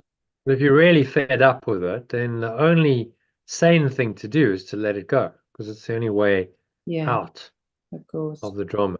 If you keep being fed up with it, you are literally feeding the ego. What does fed up mean? Have you ever thought about that when they say fed up? No, I haven't. Well, but, well, think about it. It's referring to you feeding the ego. You're now fed up, properly fed up in the ego, because the ego is being fed its diet of anger and guilt and sin and dramas. hatred and the dramas. And your mind just gets gorged on that. Imagine someone just gorging themselves on all this food, and they don't know when to stop. The ego just doesn't know when to stop. Yeah. That's right. Yeah. Yep. So number 4, shall I? Yeah, carry on. Yep. Now must you once again lay down your sword, although you do not recognize. Oh, I've just read that one, haven't I? Yeah. But you will learn, as you remember even faintly now, what happiness was yours without it, that you must have taken it again as your defense. But I will learn, as I remember even faintly now, what happiness was mine without it, that I must have taken it again as my defense. Stop for a moment now and think of this. Is conflict what you want, or is God's peace the better choice? Stop for a moment now and think of this. Is conflict what I want, or is it perfect love's peace, the choice, the better choice? Which gives you more? Which gives me more? A tranquil mind is a little gift. A tranquil mind is a little gift. No, tranquil mind is Oh. not a little. Oh, it's not a little gift. Hmm. That's interesting. A tranquil mind is not a little gift. Oh. Would you not rather live than choose to die? Would I not rather live than choose to die?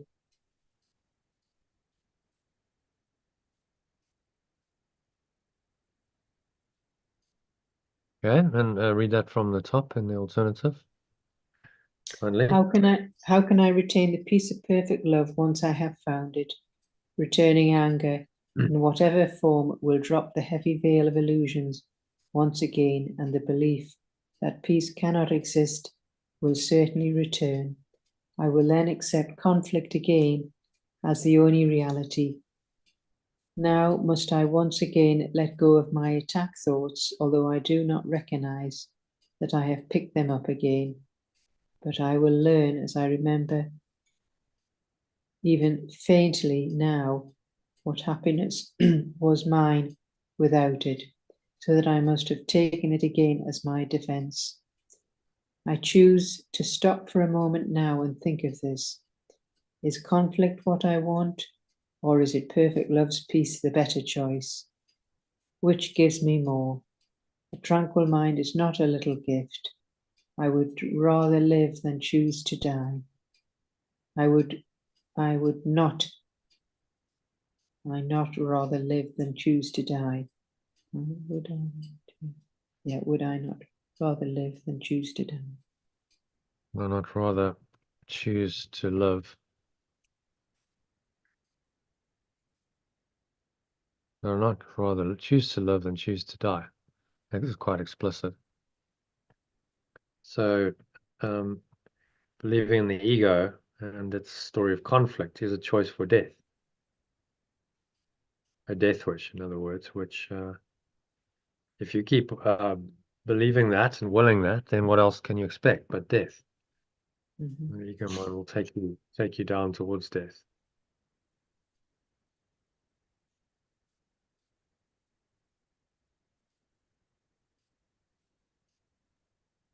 I would rather choose to live than choose to die.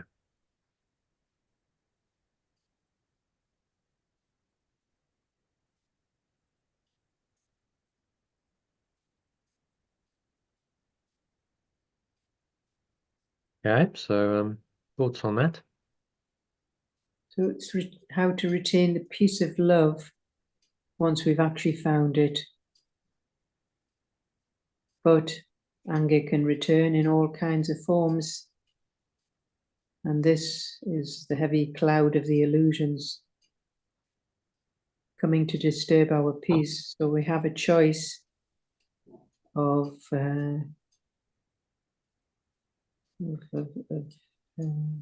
conflict or peace. So obviously perfect love's peace is the better choice. And you decide which one's going to give you more. Yeah. Again, a simple choice, between two opposites that cannot be reconciled. Over and over, he teaches us that that's the simple choice we must make. The choice between peace and conflict is the same choice as between good and evil, light and dark, your true self or your false self, spirit or ego. You can't reconcile them. So we must be vigilant. I think the key thing here is, okay, you can experience peace, but then, the old thought system can come back and start convincing you about the reality of attack and attack thoughts and conflict. And when that starts happening, you need to be very aware, very vigilant. Go, okay, I'm going there again. My peace is being disturbed, so I'm really attacking myself. I'm attacking my own true reality. I'm disturbing my peace. Is this what I really want? Is conflict what I want, or is perfect love's peace the better choice? Which gives me more? Right? So you can ask those questions. Which I do.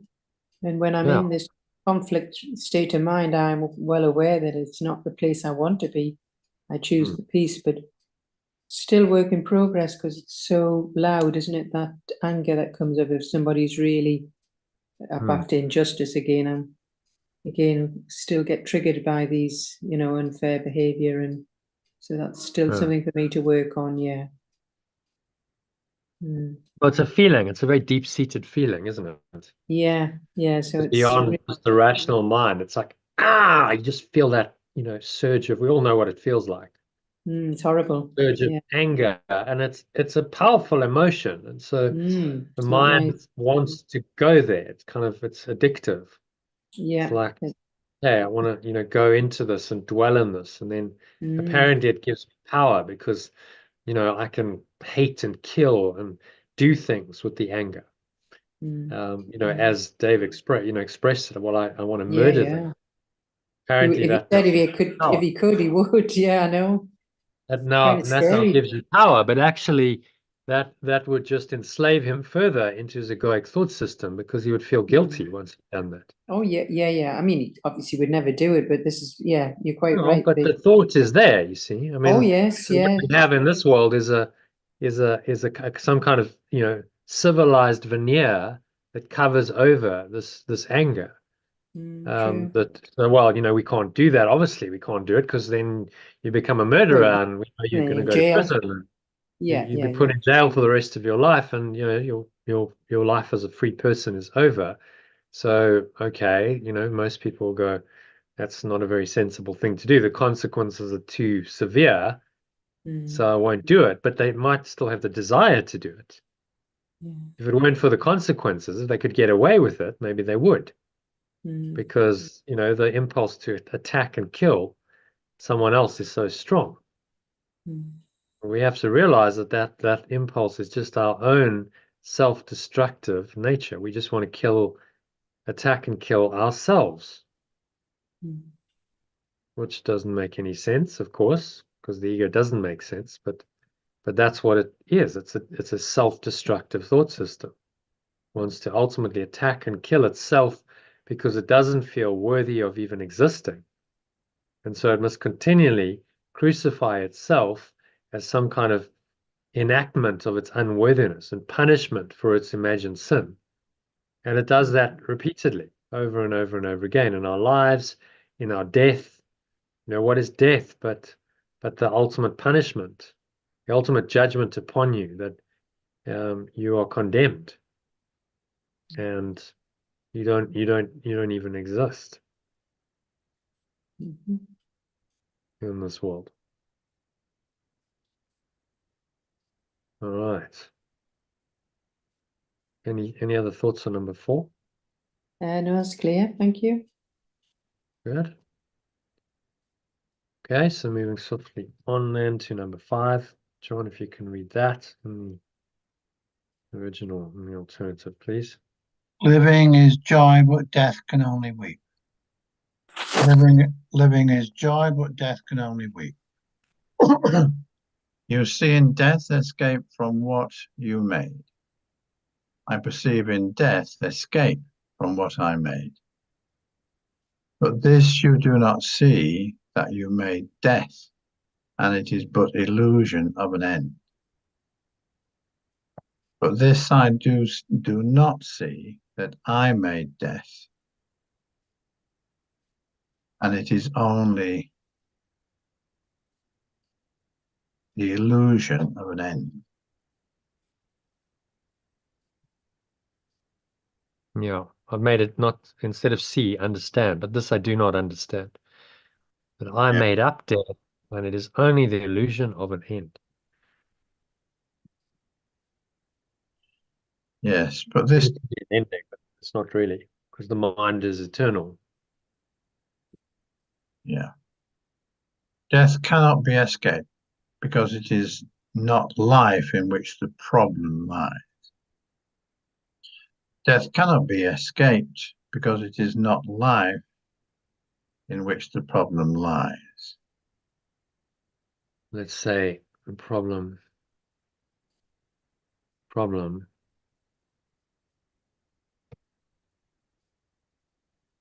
does not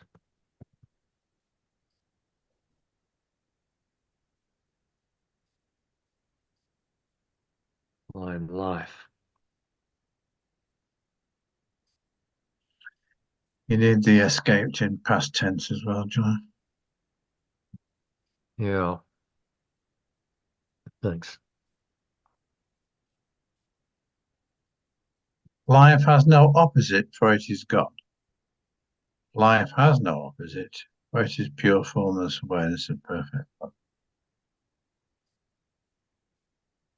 Life and death seem to be opposites because you have decided death ends life. Life and death seem to be opposites because I have decided death ends life.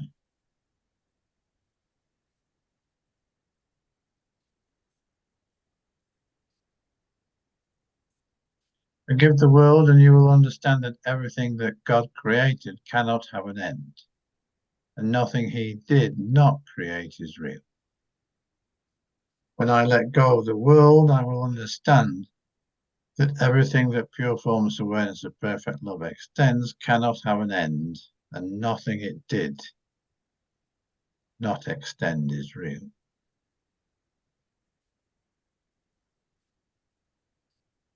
In this one sentence is our course explained. In this one sentence is this course is explained in one sentence.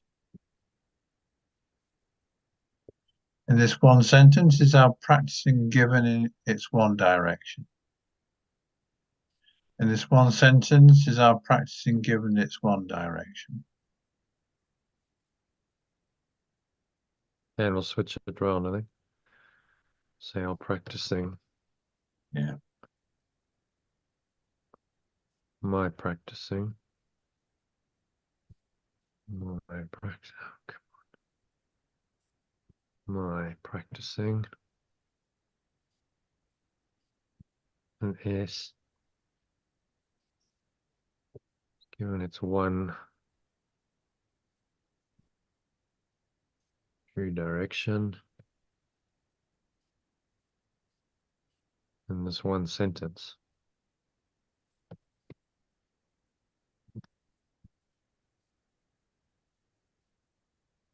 Or even better, maybe. One true direction in this one sentence. This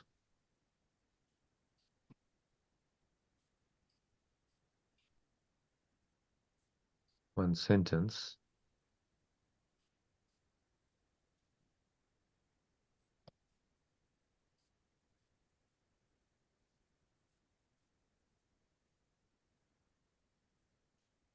gives One sentence gives my practicing its one true direction. Yes, good. And in this one sentence, the Holy Spirit's whole curriculum specified exactly as it is. And in this one sentence is the remembrance of perfect love's whole curriculum specified exactly as it is. we switch that around again.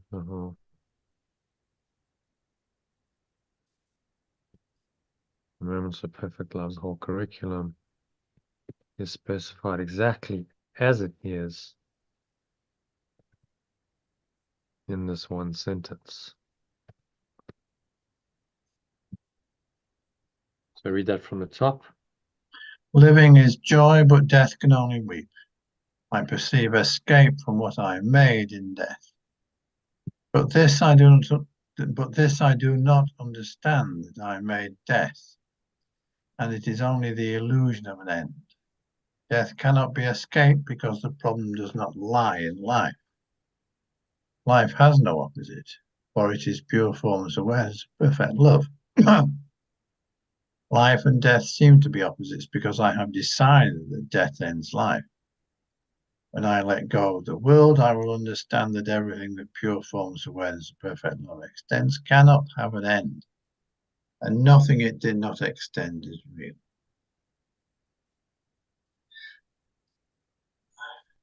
This course is explained in this one sentence. This one sentence gives my practicing it one true direction. And the remembrance, and this one sentence gives me my practicing its one true direction. And the remembrance of perfect love's whole curriculum is specified exactly as it is in this one sentence.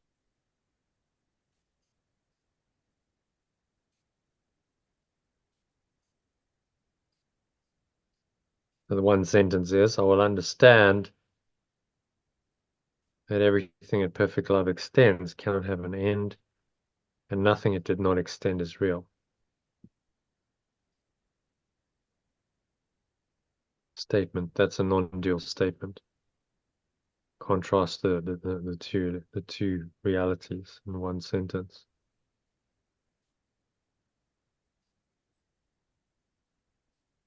Everything that perfect love extends cannot have an end. Okay.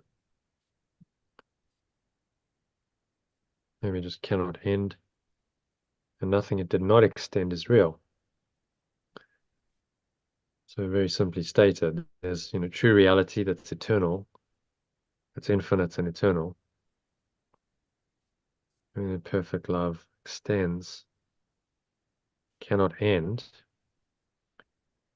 If we should say everything extends is infinite. I'm going to say it in the negative, cannot end, or is eternal.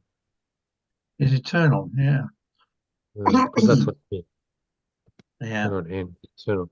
Everything that perfect love extends is eternal, and nothing it did not extend is real. But what it did not extend is not eternal. It comes and goes, shifts and changes. So this is the illusion we've made up to replace the eternal true reality.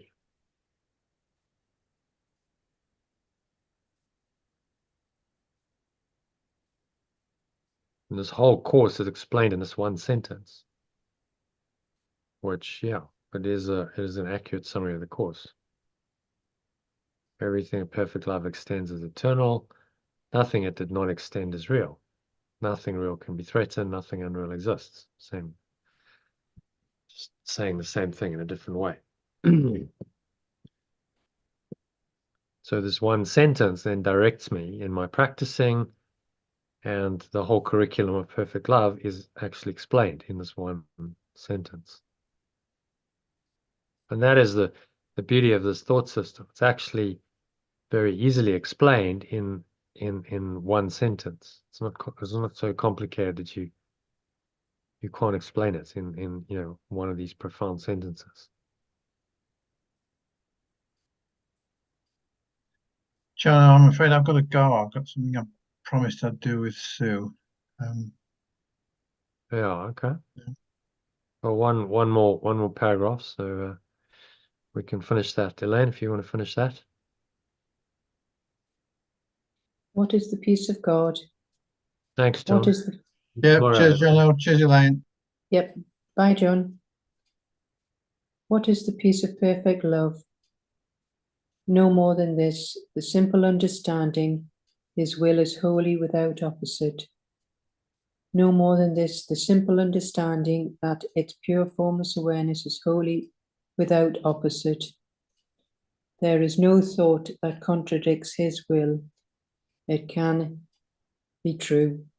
There is no thought that contradicts the pure formless awareness that can still be true. The contrast between His will and yours, but deemed to be reality. The contrast between its pure formless awareness and mine only seem to be reality. No. In truth, there is no conflict, for its pure formless awareness is mine. Now is the mighty will of God Himself, His gift to you. Now is the mighty pure formless awareness of perfect love, itself, its gift to me. He does not seek to keep it for Himself. He does not seek to keep it for itself.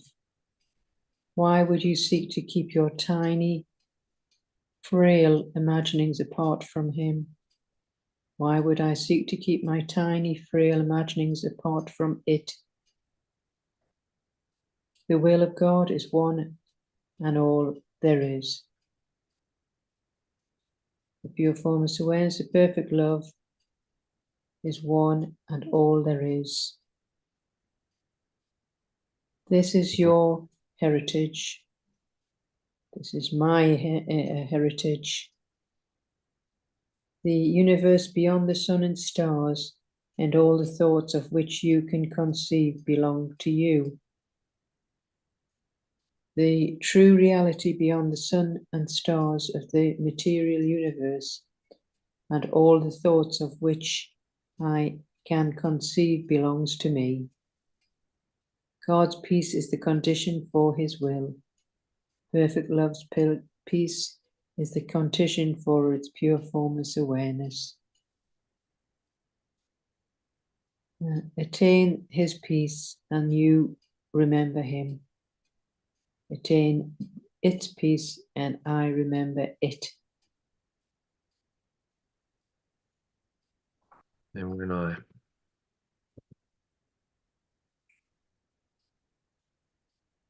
let me experience instead of my experience is peace. I remember it. So peace and pure formless awareness of perfect love go hand in hand. They're actually just two sides of the same coin. Whenever we're in that state of awareness, then we're peaceful. Whenever we depart from pure formless awareness of perfect love, then our peace is going to be disturbed.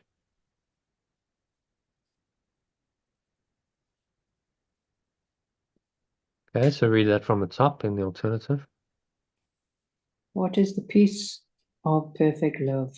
No more than this, the simple understanding that its pure formless awareness is wholly without opposite. There is no thought that contradicts its pure formless awareness that can still be true. The contrast between its pure formless awareness and mine only seem to be reality. In truth, there is no conflict, for it is pure formless awareness is mine. Now is the mighty pure formless awareness of perfect love itself to gift its gift to me. It does not seek to keep it for itself. Why would I seek to keep my tiny, frail imaginings apart from it? The pure formless awareness of perfect love is one and all there really is. This is my heritage. The true reality beyond the sun, stars of the material universe, and all the thoughts of which I can conceive belongs to me. Perfect love's peace is the condition for its pure formless awareness. When I experience its peace, I remember it. Okay. So you're saying in that final paragraph? I was just asking, what is this peace of perfect love? And it's saying it's just a simple understanding that it's pure formless awareness and it's got no opposite. There's no thoughts that can contradict it.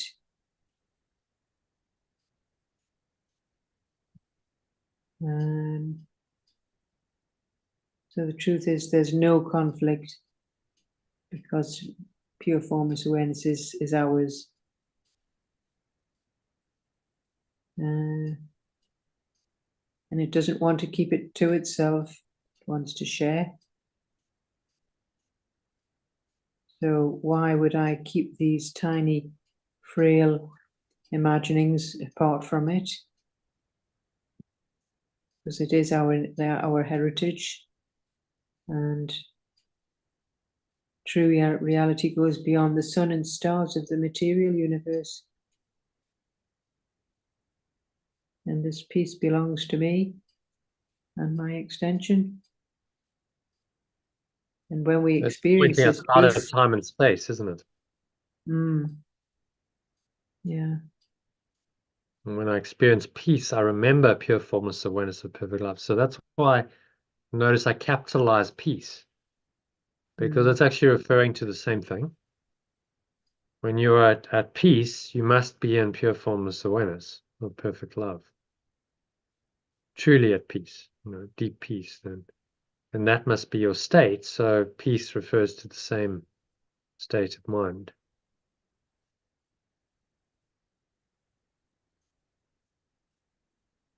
Yeah, okay. So any other thoughts on that? That's It's good. summary done. Sorry, the main thing done. Just a summary to read through. So you want to read that short summary. Stop Yeah. after each paragraph, just reflect on it, give your Yeah. take on the paragraph for a minute or so, and then carry on. In my contemplation of a unique kind of peace that transcends worldly understanding, I delve into how this peace, which is perfect love, can be recognized, found, and retained. This peace is distinctly different from all I have previously experienced, bringing no past association, offering entirely new experience. Its emergence results in the past slipping away, replaced by an everlasting quietness that encompasses everything. So this is a kind of unique peace that transcends worldly understanding. And it's, if you delve into this, then you'll recognize and retain this peace, because you'll realize it's distinctly different from all other experiences, because there's no past associations, and it's just an entirely new experience, an everlasting quietness that encompasses everything, not just me. Yeshua said in the Gospel of Thomas, I think it's the shortest line in that Gospel, be passers by. Be passers by. They're very simple instructions. You're allowing the world and all of its thoughts just to pass you by. You just pass by those. You pass by those illusions, and you remain rooted in the peace of God that surpasses all understanding, as Paul called it, which only comes from pure formless awareness, which is not of this world. You never find peace in this world, because peace doesn't come from this world. It comes from beyond this world in true reality. All right. So carry on. Paragraph 2, I understand that this quietness.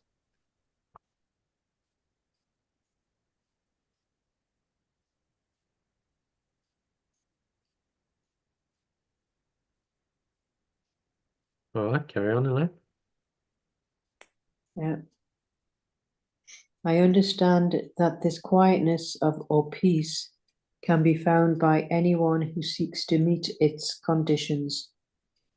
Perfect love's peace cannot coexist with anger, as anger negates the existence of peace.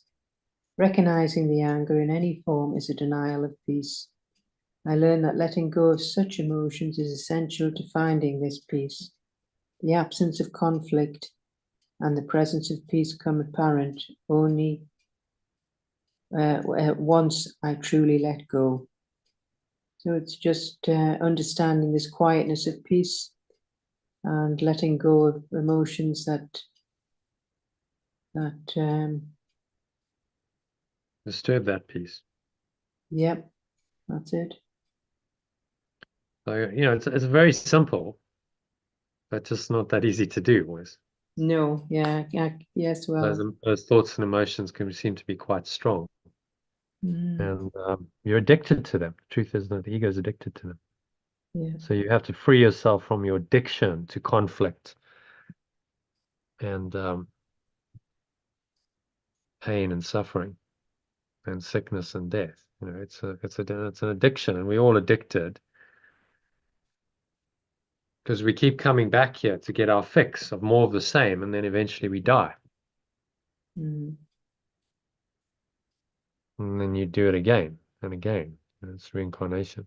But as Eckhart Tolle says, reincarnation won't help you very much if in your next lifetime you still don't know who you are. Still the same delusion. You carry on. in the false dream world.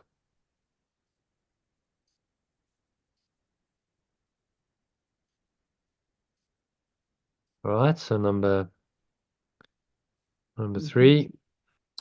Retaining the peace of perfect love requires a continued effort to let go of anger and conflict. I realize that this resurgence of anger brings back illusions and the false belief that peace cannot exist. By remembering the happiness experienced in the absence of conflict, I am reminded to release my defensive thoughts and choose peace over conflict. Okay, what's he saying? So you need continued effort to let go of the anger for you to retain this peace. But of course, we realize this anger just keeps coming up and brings back the usual illusions and false belief, and deciding peace doesn't exist.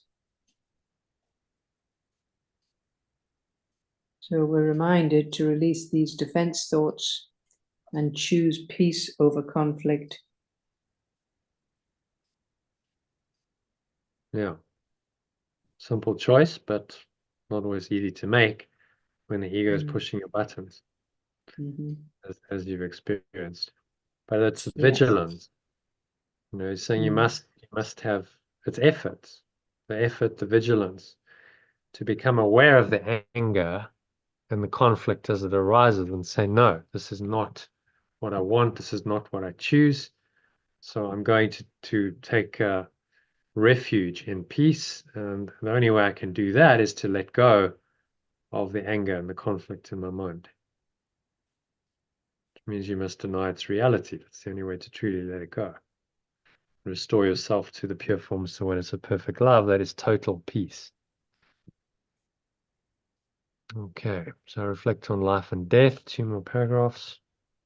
I reflect on life and death, understanding that life is pure formless awareness of perfect love and has no opposite. The concept of death is an illusion, a false end created by my beliefs. By letting go of worldly views, I comprehend that everything extended by pure formless awareness of perfect love is eternal and real. Saying what's he So saying it's in that just reflecting on life and death and realizing that our true life is this pure formless awareness, and there is no opposite, and that death is the illusion. And so letting go of these worldly things, and that we realize that perfect love is eternal and real. Yeah. Death seems to exist because we've denied our eternal life, and we've invented this thing called death that seems to now end eternal life. But if life is eternal, then that concept of death can only be illusion. It's not really true. How can it be if life's eternal? So again, you know, you have this obvious contradiction between the two worlds and the two realities, and you must choose. If life is truly eternal, then death cannot exist. And if death exists, then life is not eternal, and there is no eternal life. There's only this very temporary life that the ego gives, which is, of course, doomed to end. Every egoic life will end, and it begins its end the moment it's born into this world. The beginning you're moving towards the ending of death through your whole life. And yes, you're saying, how can any of that really be real if life is eternal? Maybe you just made all this up. It's a completely false belief. And actually what lies beyond this false belief is actually eternal and real. Will last forever.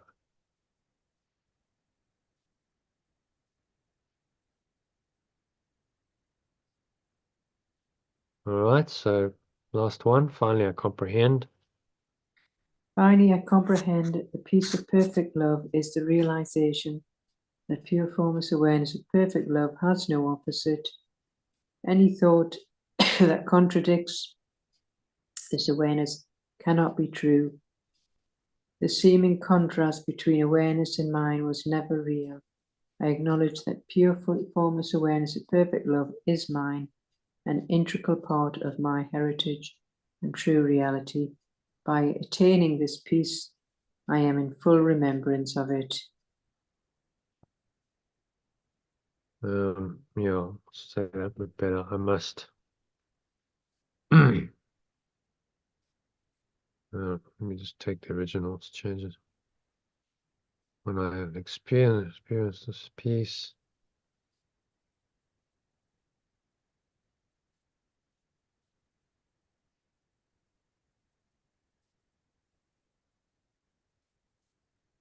I experience this peace, I remember it. That's very simply stated. We'll leave it as that. That was the original.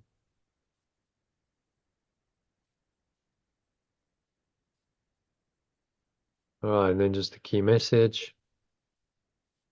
I explore a peace beyond worldly understanding, recognizing it through the absence of past associations and conflict. Letting go of anger is crucial to finding and retaining this peace. This process leads to the realization that life as pure formless awareness of perfect love is eternal and conflict-free. Yeah, nice message. Yeah, so overall, like, what's the summary? What's he saying in this one? Just letting go of this anger, because it stops us from, it blocks us our true awareness of perfect love, which is eternal and conflict-free. So it's all about the anger, and it's your choice. You have a choice.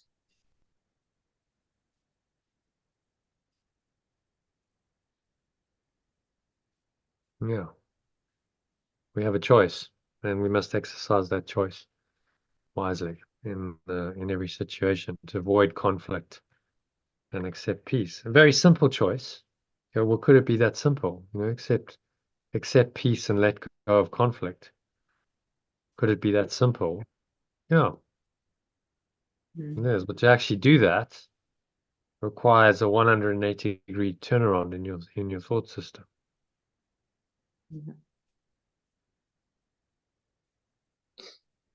Which is what he's trying to accomplish here. And a perfect lesson for you again. Just going on about peace. It is. Anger and attack. And, you know, again, the message is very clear. Let go of any anger, any attack thoughts, because that just denies the peace of God that's always there. Yeah. I'll keep reading that little message to myself every time I get a flash of This key message? Yeah. Well, that's the idea. It's a very short reminder to, like, okay, just, you know, remind yourself. Do the breath breaks as well.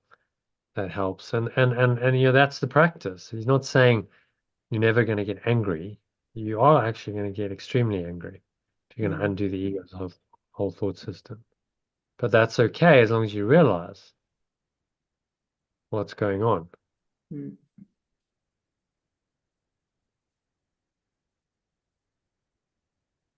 Yeah, that's good. Yeah, All right. I'll keep practicing that. Yeah. Good session. Yeah. And yeah, very good. daily practice is coming to you in the form of this situation. So, okay, well, there's another lesson, you know, as it unfolds. So instead of resisting it, go, okay, well, this is good because I've got daily practice material. This is helping me to unwind my mind. So why would I resist the very process that is going to help me to free my mind? Yeah. It doesn't make any sense. Only the ego could think that. And of course, the ego wants you to stay very much bound up in its thought system and not free yourself. All right. So shall we leave it there? In terms of tomorrow, so Wednesday, isn't it? So I can do an afternoon session, or I could do the evening. It's up to you. Well, Which the evening's going to be better again for tomorrow, yeah. yeah, okay. All right, Yeah. 6 o'clock tomorrow. 6 o'clock, yeah. I mean, maybe 2 after 2, but we'll be busy before 2. Hmm. So, yeah, whichever's easiest for you. Yeah. Yeah, I think Thursday I need to go. So Thursday we'll do An afternoon, definitely. yeah. Yeah, that's I've got a fine. 2:30 on Thursday. So maybe we can start it earlier. But anyway, we'll talk about that tomorrow. Yeah, yeah. All right. Okay. See you tomorrow at 6 then. See you tomorrow at 6. Good Thanks, night. Elaine. Namaste. Night. Namaste. Namaste. Bye. All right, so that's a wrap for today. Thank you to Elaine and John and Kim and Lynn, who all joined today, made the session possible. If you're watching this and you're not a member of the Art of Letting Go Club, then I invite you to join us for our next masterclass happening in early January. Go to theaolg.com, find out more about it, register, and join us for this unfolding journey of awakening. The 6-week course I'm starting in February next year. Introduce you to A Course in Miracles and many other transformational processes, and then we carry on doing a 1-year program based on Course in Miracles, working through the lessons as well as the text.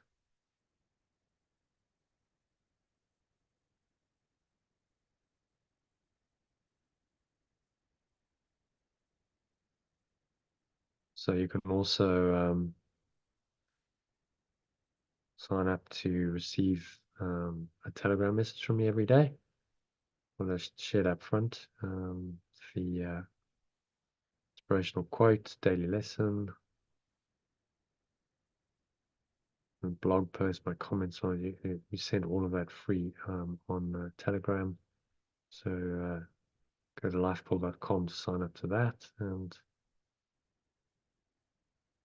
finally, if you haven't already subscribed to the channel and enjoyed this video, then hit the subscribe button. You'll be notified whenever I go live, which is 6 days a week, and whenever I upload any videos to the channel, which I'm going to do next year. Many of those. So many ways to dive deeper and engage more. So I hope you'll take one of those and take the next step on your journey. Right. So thanks for listening, and namaste, which means the divine peace in me acknowledges and honors that same true peace in you.